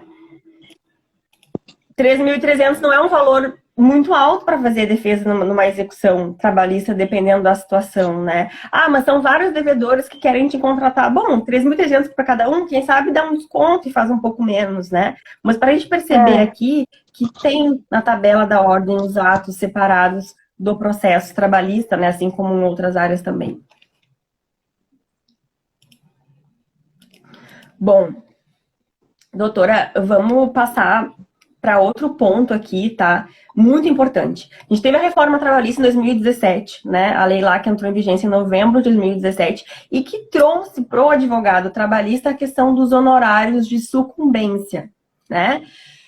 Doutora, o que são os honorários de sucumbência na área trabalhista e qual o percentual que a CLT vai prever, né? Como que eles são fixados aí? O que é e como é que é o valor, como é que se fixa? O que é esses honorários aí de sucumbência do advogado trabalhista? Isso. Como a doutora já disse, antes da reforma trabalhista, a gente não tinha a figura dos honorários de sucumbência no processo de trabalho. A gente tinha esses honorários lá na área civil, no processo civil, e após a reforma, deixa eu ver o artigo 791A da CLT, Acho que 700, 791 alguma coisa, isso, que veio prevendo essa possibilidade de receber os honorários advocatícios. O que eles são? A parte vencida no processo, ela deve pagar a parte vencedora os honorários de sucumbências do advogado da outra parte, da parte vencedora. Geralmente, a gente não tem muita gente que não fala isso com o cliente, né? E é muito importante, porque o cliente tem que saber que se ele perder, mesmo que perca parcialmente a causa, ele deve honorários ao advogado da outra parte. E às vezes a gente não fala isso, até por receio do cliente não querer fechar com a gente. Né? Isso é muito importante. Esses honorários de sucumbência, eles são fixados pelo juiz no momento da sentença. E o valor desses honorários fica de 5% até 15%. E vai ser o juiz que vai fixar esses valores, que é também diferente do processo civil, que é de 10 Verdade. a 20. Não sei por quê, É. né? Porque é menos, que já que trouxe essa figura do processo civil, processo trabalhista, deveria ter usado os mesmos valores, né? Porque o advogado trabalhista é um advogado como qualquer outro. Só que aí Como colocou, qualquer né? outro. Entre 5 a 15%. Entre 5% e 15%. E importante, né, doutora, a gente reiterar, né? Claro que para nós, advogados, é uma coisa boa esses honorários sucumbenciais. E como tu falaste, ó, deixar claro para o cliente não só a questão que talvez ele tenha que pagar, e aí agora vamos explicar essa questão aqui, eu vou falar se ele é beneficiário da justiça gratuita ou não, acho que é importante a gente falar isso aqui, né? Mas também o seguinte, a gente deixar claro o que vai ser os honorários contratuais e o que são os honorários sucumbenciais, né? Os contratuais, ó, se eu fechei um contrato com o meu cliente ali, trabalhador, de 25% ao final do que ele ganhar, 25% é meu de honorários, isso aqui são os honorários contratuais. Ele contratou comigo. Agora, se o juiz fixar lá os meus honorários sucumbenciais em 15%, quem vai me pagar é a outra parte. E esse dinheiro também é meu, né? Principalmente quando a gente faz acordo trabalhista, eu não sei como é que vocês fazem aí, tá? Na prática. Mas aqui a gente faz assim, ó, a gente fecha um acordo por 10 mil mais a J. A gente fala que são os honorários de AJ, né? De assistência judiciária. Honorários sucumbenciais. Geralmente é o valor mais 15% de AJ. Aí o cliente fala, tá, mas a empresa já te pagou, então não. Então, os honorários que a empresa me paga no acordo, que aí aqui seriam os sucumbenciais, no caso do acordo, né?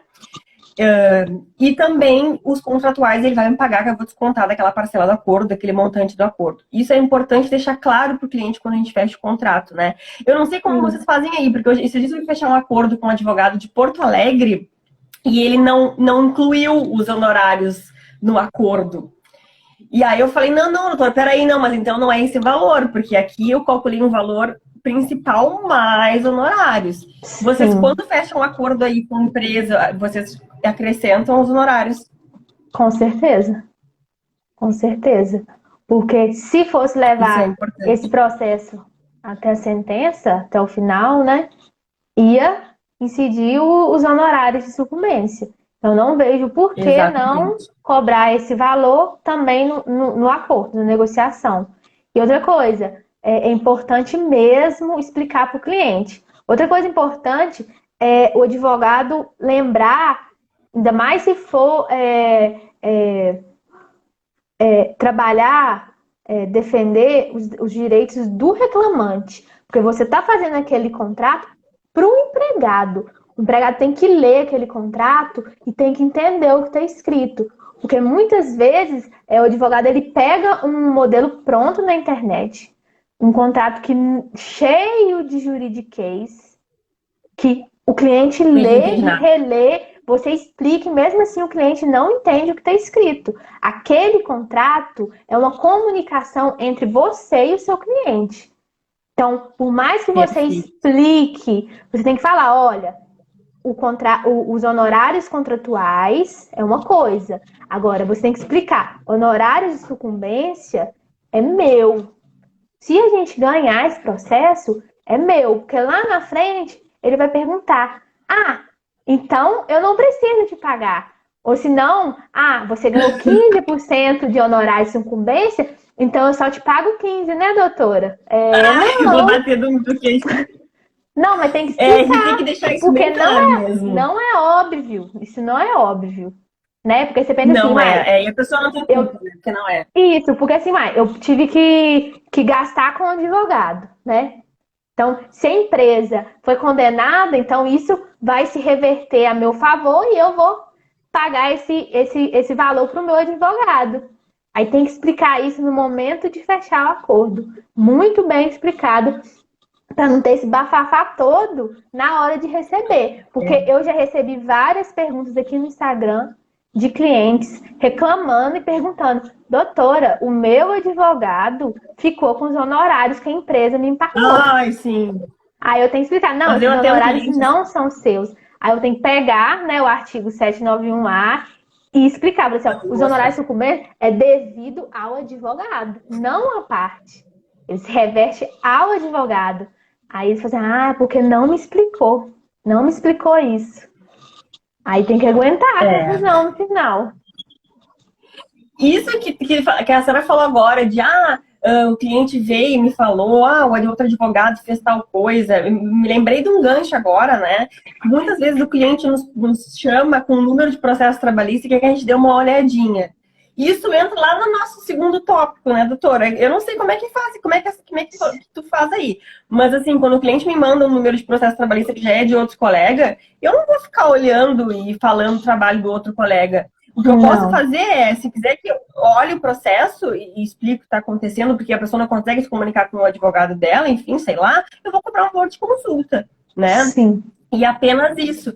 E acontece muito mesmo de aparecer gente que acha que o processo está errado, que o advogado não está trabalhando direito, mas eu sou muito em defesa da classe, né, doutora? Eu sou muito.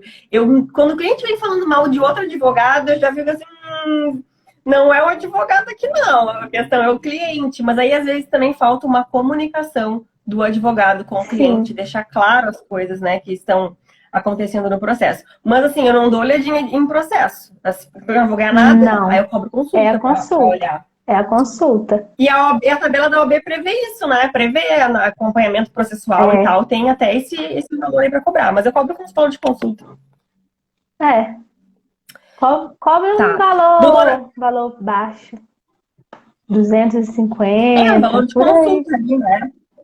Para ver, Doutora, ainda em relação aos honorários sucumbenciais, né? É importante, veio a reforma trabalhista e aí a gente pensa assim, nossa, então se eu entrar com uma ação trabalhista e eu perder, o meu cliente vai ter que pagar agora, o meu cliente trabalhador, humilde, vai ter que pagar honorários, mesmo sendo beneficiário lá da justiça gratuita, ele vai ter que pagar o advogado da outra parte. Bom, pessoal, aqui é importante uma coisa, tá? Que é importante a gente deixar isso bem claro. Se ele for, tá, pessoal, beneficiário da justiça gratuita, tá? Esse valor só vai ser pago se ele tiver créditos trabalhistas, né? Isso, na verdade, é bem ruim, enfim, porque igual é uma verba alimentar contra a verba alimentar aí, né? Mas esses honorários sucumbenciais são pagos, tá? Mesmo se o cliente tiver gratuidade da justiça, mas são abatidos do crédito trabalhista que ele teve. Então, ele paga com o crédito trabalhista dele, tá?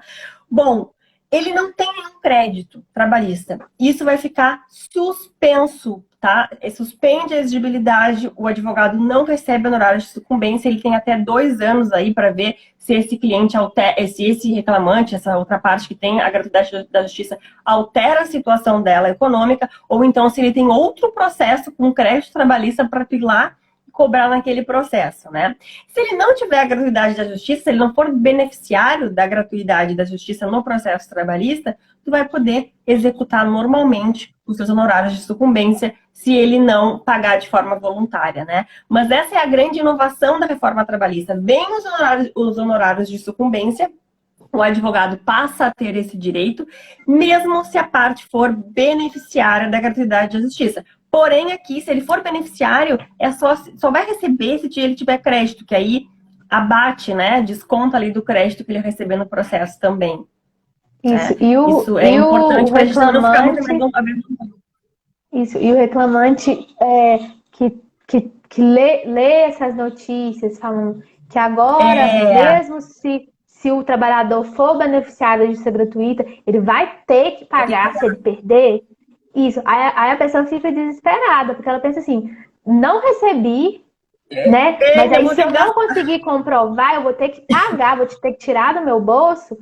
Aí o advogado tem que explicar para o cliente, olha, pagar você não vai, porque se você não tiver crédito no processo, você não vai ter que tirar isso do seu bolso, a não ser que você tenha outros processos.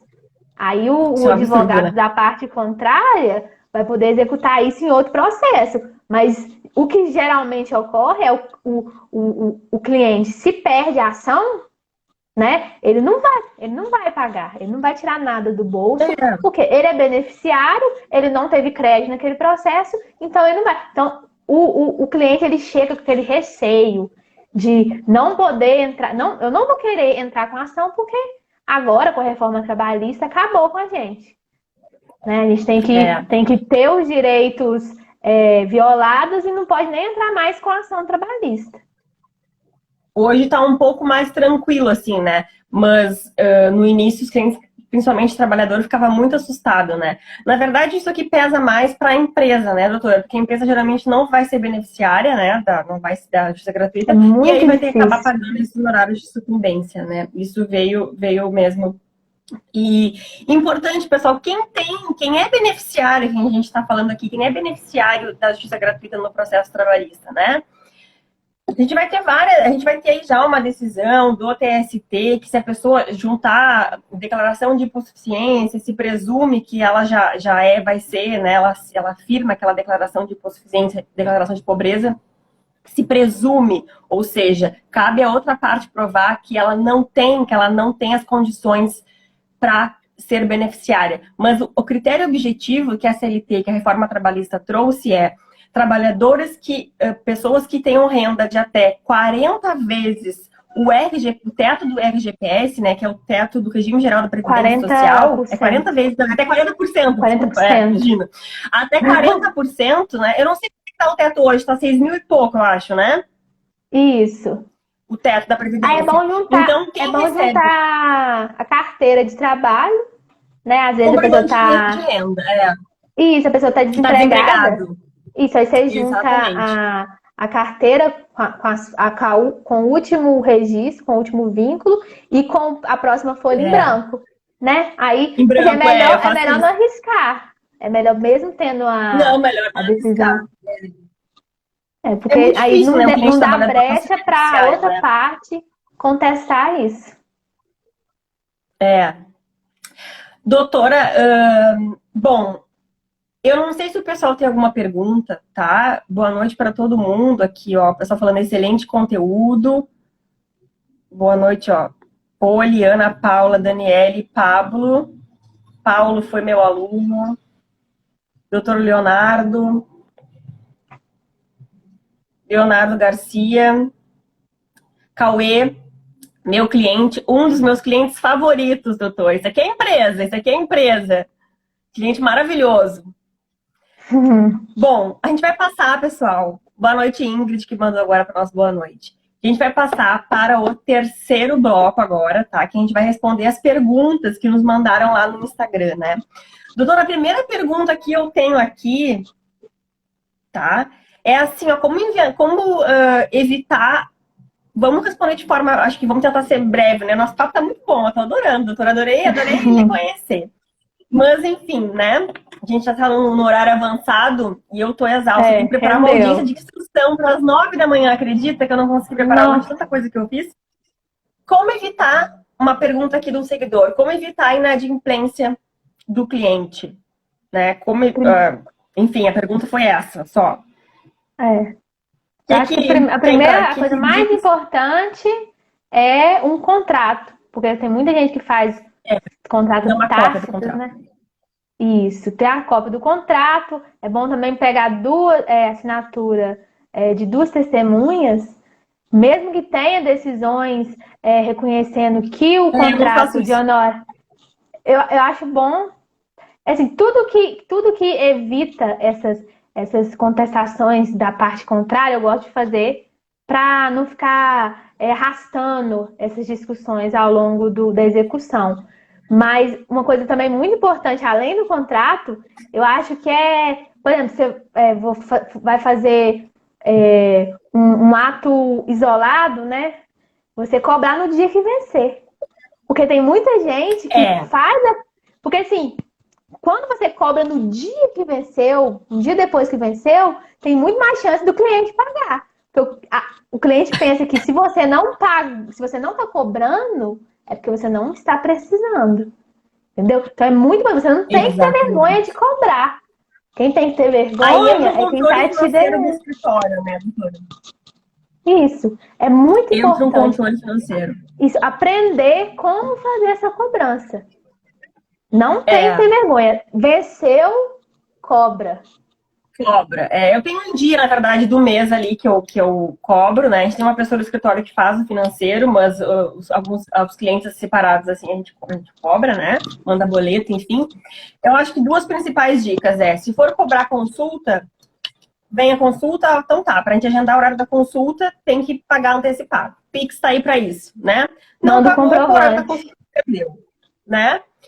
E eu acho que isso que, né, que tu falou de fazer contrato. Fazer contrato, pessoal, de honorários advocatícios e entregar uma cópia para o cliente, tá? Eu acho que isso é uma coisa muito importante a gente fazer mesmo. A gente tem outra pergunta aqui, ó. Por exemplo, o seguidor perguntou assim: causa de baixo valor, tá? Defesa de reclamante, empregado, né? Como é que cobra? Então, imaginamos assim, doutor, uma causa ali no valor de R$ 2.000, R$ 2.500, é o máximo que ele pode oferir. Eu vou cobrar ao final. Como é que eu cobro? Bom, na verdade, vai cobrar o final, vai cobrar ali uns 25%, 30%, 20% em cima disso, né? Porque também você vai cobrar para entrar mais um percentual, o cliente ficar com nada, não adianta nada. Mas também tem que ver se tu quer pegar, né? Eu já Porque às atendi vezes não cliente que eu compensa. fiz a consulta, eu atendi, na verdade, nem cobrei consulta, porque eu ia entrar com uma ação. Mas depois, calculando na conversa com ele no atendimento, eu vi que o valor da causa era ridículo, assim, era menos de 2.000, era mil e poucos reais. Não ia entrar com essa ação, né? Então, eu encaminhei para outro colega, ou eu orientei, olha, sinceramente, olha, o que a gente vai ganhar? Então, assim, depende muito da situação, né? Eu acho que às vezes tu pode fazer ou não, mandar para outros colegas, ou dizer para o cliente, olha, o valor é esse, tu realmente vai querer. Assim, 3.000 eu já estou fazendo, não tem dúvida. Mas se é menos que 3.000, eu vou ganhar só o final trabalhista. É porque às vezes empregado. O valor da causa é R$ 3.000, às vezes é só uma assinatura da CTPS. O que tem que ser levado em conta também É só o vínculo. Aí tu vai cobrar pra entrar a ação, é o poder de influência daquele cliente. Que talvez você faça a defesa para aquele cliente, né? Entre com a ação e os seus honorários para aquele cliente vão ser poucos, mas talvez ele vai te indicar para vários outros. Tem que também ver outros. Exatamente. A Ingrid que mandou uma pergunta. Comentou. Se for do reclamante, tudo que tem que ser depositado na conta do advogado. Eu coloco essa cláusula nos contratos. Eu também. Acordo, fez acordo, manda na conta do advogado e depois repassa para o cliente, né? Isso show de bola. Se for esperar o cliente pegar esse valor, 30%, primeiro que na hora de assinar o contrato parece um valor razoável, mas quando ele recebe esse valor e vê que 30%, aí às vezes ele demora a pagar, enrola. Aí realmente essa cláusula de ser tudo depositado na conta do advogado também é essencial para evitar a inadimplência. Perfeito, que Ingrid falou isso, e doutora Ingrid, perfeito mesmo, assim, né? Doutora é da onde? Ingrid Raunheimer. Da onde é que é, doutora? Onde é que atua? Isso é muito importante mesmo, isso que ela falou, porque, por exemplo, assim, pessoal, faz um acordo num processo trabalhista, tá? E aí esse acordo foi parcelado. Esse acordo, logicamente, né, vai ser pago ali em parcelas por mês, enfim, ou não, ou uma vez só. Onde deposita esse valor? Onde é que a empresa vai depositar esse valor, né? Eu também coloco, né, uma conta bancária que é do escritório e eu repasso para o cliente o valor depois. Doutora, sabe que eu vou lhe contar uma coisa? Quando eu comecei a advogar, tá? Teve um levantamento de um FGTS muito alto, tá? Ó, doutora de Santos, São Paulo. Bem-vinda, Ingrid. Quando eu comecei a advogar, estava no segundo ano da advocacia trabalhista, teve um levantamento de um FGTS bem alto, assim, o valor era uns R$ 12.000, mais ou menos, assim, que o cliente sacou. Bom, e na época cobrava 20% de 12 mil, para uma pessoa que estava no segundo ano da advocacia, nossa, e era assim, ia ser festa total, estava muito feliz, né? E eu consegui aquele FGTS para aquela pessoa através de um alvará judicial, né? Um alvará judicial, uma tela de urgência. E aí eu entreguei o alvará para ela. Ela foi na Caixa Econômica, ela sacou o dinheiro, essa pessoa, né? E esse valor foi levantado, doutor, e eu nunca vi R$ 1 desses honorários. Porque depois o cliente desistiu da ação, não apareceu mais, não quis mais entrar com a ação. Eu não vi, né? O que eu faço agora quando vai levantar um FGTS, ainda mais se for um valor alto? Eu acompanho o cliente ali, né? Se eu não conseguir fazer a transferência direto para minha conta, eu acompanho o cliente na Caixa Econômica Federal. Porque eu levei esse tufo aí, depois não quis executar e tal, né? Na verdade, nem fui eu que levei. O escritório que eu trabalhava na época e tal, aconteceu esse episódio, né? Um calote muito, muito triste na advocacia trabalhista aí, né? Então é importante isso mesmo, de acompanhar o cliente. Se não dá para botar para conta bancária, vai no banco com ele, enfim. Sim, tem que ficar em cima. E essa questão que a Ingrid levantou, se o acordo for na audiência, verifica na ata. É muito importante a gente ler a ata, acompanhar a ata, e se não tiver constando a sua conta bancária, fala com o juiz, pela ordem, excelência. Não está constando a minha conta bancária. Que esse valor vai ser depositado na minha conta e eu vou repassar para o reclamante.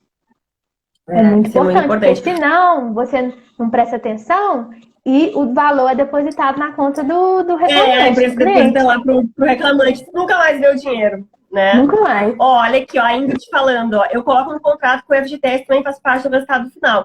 Isso mesmo, Ingrid, a gente conversou isso no início da live, que nós colocamos, né, eu e a doutora Raniele, também nos contratos um percentual que o FGTS, o saque do FGTS, se for levantado através, né, da ação trabalhista... Seguro-desemprego. Seguro-desemprego e FGTS a gente inclui nos honorários, né? E é bem isso mesmo, no FGTS a gente não consegue que vá para conta, o cliente vai lá na caixa com o alvará e saca. E aqui, olha, a dica que eu dou para evitar inadimplência na questão do FGTS é acompanhar o cliente para ter esse pagamento, né?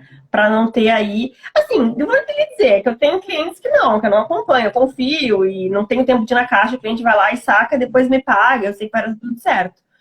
Mas, enfim, já verifiquei esse episódio de levar esse calote aí e nunca mais receber. Show de bola, doutora Ingrid, é isso mesmo. Bom, a gente tem mais uma última pergunta aqui, que eu selecionei algumas lá, né? Porque algumas a gente já conversou aqui, né, doutora, durante a live. Tem uma bem interessante. Honorários de sucumbência no processo trabalhista, né? O advogado que atua em causa própria. Então, eu sou empregada de uma empresa, sou advogada empregada, enfim, e quero entrar com uma reclamatória trabalhista no meu nome, né? Eu vou atuar em causa própria. Eu vou receber os honorários de sucumbência, doutora? A CLT permite isso ou não? Permite. Lá no artigo 791-A, está escrito assim, ó. Ao advogado, ainda que atue em causa própria, serão devidos honorários de sucumbência. Então, mesmo que ele estiver atuando em causa própria, ele tem esse direito. Mas atuar em causa própria, né, doutora? Eu já tive alguns processos cíveis que eu ajuizei, né? Mas não atuo em causa própria. Eu sei, não. Só se for um JEC, assim, uma coisa muito... Porque é ruim, né? Advogar para parente e advogar em causa própria, a gente não consegue separar as coisas, né? É bom ter um advogado, né? Ainda mais se não for na área trabalhista, né? Sim, não tem.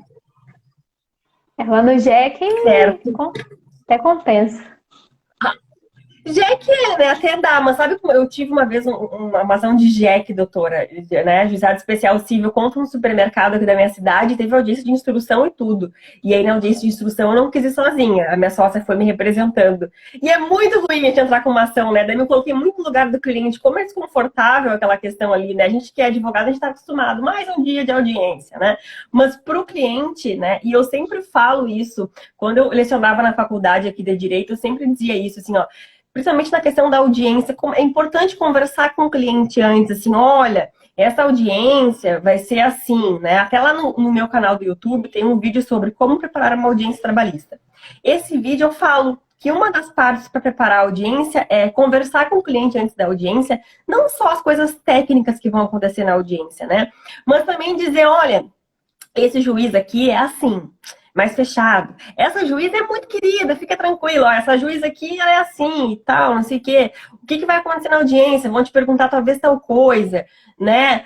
Tu vai chegar ali, fica tranquilo, eu vou começar falando, tu fica quieto e tal. Então, é importante explicar, familiarizar o cliente, né? Daquele ambiente tão hostil que é, né? O fórum, a justiça do trabalho, que para nós já fica corriqueiro, né? Isso, Assim,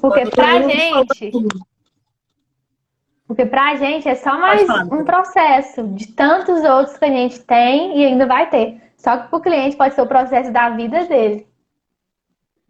Pode ser que ele nunca mais vai ter outro processo, pode ser que aquele seja o mais importante. Então, para ele é muito importante aquele processo. Então, é explicar muito tudo para importante mesmo. ele, trazer segurança, porque mesmo ele tendo a segurança de que tem um advogado especialista ajudando, auxiliando ele também tem que se sentir confortável na audiência. Eu já vi casos do cliente passar mal e ter que ir para o hospital por conta do nervosismo de ter que ficar cara a cara com a reclamada, com o empregador. Exato. Porque às vezes teve algum desafeto ali, né? Isso, Verdade. e o advogado tem que chegar com atestado. Fala assim, ó, aqui, ó. Ele tá internado porque ele estava tão nervoso por conta da audiência que ele passou mal antes de vir para a audiência aqui, o atestado. Que loucura, né? Eu já tive audiência que a parte reclamada, assim, foi super grosso comigo, e daí eu era um pouco mais jovem advogado, e na audiência ele cuspiu no chão enquanto ele fazia depoimento pessoal. E aí a juíza pegou e falou, o que o senhor acabou de fazer? Cuspiu no chão? Não, não cuspi, cuspiu sim. Vou encerrar seu depoimento. Aí eu falei, por que foi fazer isso, né? Foi ser grosso comigo, foi ser grosso com a juíza.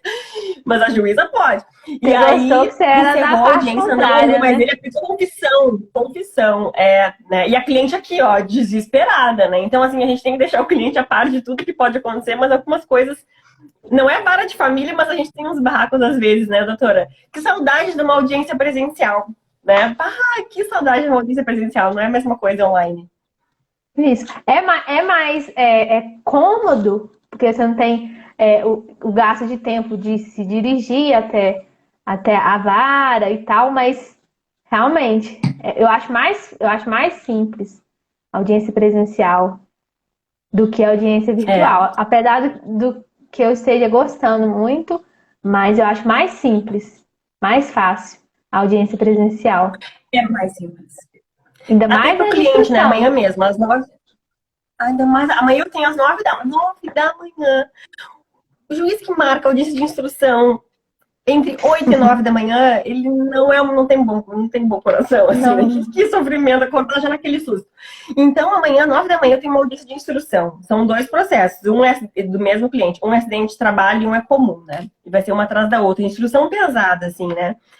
Online, com testemunhas, assim, complicado. Muito complicado. É muito difícil. Aí é um desgaste da gente, assim, do que só a gente chegar lá e produzir a prova e ouvir, né? É muito complicado, assim. É uma coisa que me deixa mais tensa, assim, de dar errado, entendeu? De como fazer isso certinho para manter testemunha separada da gente, que não pode estar na mesma sala, fazer tudo bem certo como tem que ser, né? Mas eu espero que isso tudo passe, né, doutora? A gente tá vivendo um momento muito difícil mesmo. A gente vê um pessoal que não tá nem aí pra pandemia. E a gente tá vendo tá uma situação muito triste. Pelo menos a gente não pode reclamar. Eu conversava isso ontem com um colega, né? A gente pode continuar de home office, processo eletrônico, uma audiência online, um atendimento online. E a gente vai se mantendo, né? A gente consegue continuar trabalhando. Como a senhora falou, aumentou as reclamatórias na pandemia. Eu tive um crescimento profissional na pandemia. O nosso escritório também cresceu na pandemia, né? Então, mas não é o cenário do trabalhador brasileiro, né? Em regra. Não. Então, espero que tudo isso passe. Eu vou lhe abrir um espaço já para dar o encerramento, né? Eu acho que a gente não tem mais para a gente já encerrar por aqui. Muito obrigada pela sua presença. Gostei muito do nosso bate-papo. Foi muito legal mesmo. Já tenho vários trechos para cortar aqui para a gente postar depois. Pessoal, a live vai ficar salva no IGTV aqui, tá? Doutora, pode encerrar então e muito obrigada pela sua presença mais uma vez. Eu que agradeço pela oportunidade. Eu nunca tinha participado de uma live. Essa é a primeira live. É parecido. Essa é a primeira live, eu gostei muito. Eu acho que eu vou fazer outras, que eu gostei muito de participar da live. E, gente, passa no meu IG, Ranieri Damasceno, _. Eu trago muito conteúdo para reclamante. Qualidade. Isso. Faço um conteúdo bem explicativo, bem didático, para o reclamante, para o empregado não ter muitas dúvidas. Eu tenho esse trabalho aqui desde o final do ano passado, né? Eu aproveitei essa pandemia, isso, para mim começar nesse trabalho, e eu estou gostando muito do Instagram. É uma forma muito boa de divulgar o nosso trabalho, a nossa rotina, tanto no escritório, agora a gente está de home office, né? Aí eu não tô mostrando muito, eu não tô todos os dias de home office. Eu tô alguns home office, alguns no escritório. Mas, doutora, home office pra mim, assim, ó. Hoje eu passei dia de home office. Eu já tô louco que chega amanhã de manhã pra sair troteando por essa rua, chegar no escritório e ver um cliente. Porque amanhã tem a audiência. Não, esse cliente eu não vou conseguir fazer à distância. Então, não veja... Porque o home office é muito cansativo, né? É muito sozinho. Isso. E a minha mensagem para quem tá, assim como eu, tá começando na advocacia trabalhista, é que tenha paciência e foco. Porque realmente o começo é muito complicado, porque você tá se marcando ainda na área trabalhista, construindo a sua autoridade. Isso demanda tempo. Mas se tiver consistência, vai dar certo. E em relação aos honorários, que é a parte mais importante do nosso trabalho, Trabalha para né? isso. Que é o que a gente ganha, o que a gente recebe, é estudar sobre os honorários, procurar se qualificar cada dia mais na área que a gente escolheu e entender que os honorários é aquilo pelo que você estudou vários anos. É o resultado dos seus estudos, da sua luta diária. Não tenha medo de cobrar. Não tenha medo de cobrar um valor justo pelo seu trabalho. E é isso. Exato. Doutora, arrasou muito, parabéns. Olha, se com 1 ano de advocacia eu tivesse a sua mentalidade, assim, de ser autoridade na advocacia trabalhista, me focar só nisso, criar conteúdo no Instagram, pensar em cobrar bem o cliente, hoje, já no 5º ano de advocacia, eu estaria voando mais do que eu tô hoje, que eu comecei a ter essa mentalidade lá pelo 3º ano, 4º ano de advocacia, né? 3º e pouco ali. Então, assim, parabéns de verdade. Muito sucesso e muito obrigada, tá bem? Pessoal, boa noite para quem participou da live, para quem tá aí até agora. Bom descanso e é isso, amanhã um bom dia de trabalho, boa sexta-feira. Eu ainda vou preparar uma audiência agora e depois vou descansar também, tá? Boa noite, pessoal. Tchau, doutora. Tchau, Valeu. gente. Tchau. Tchau.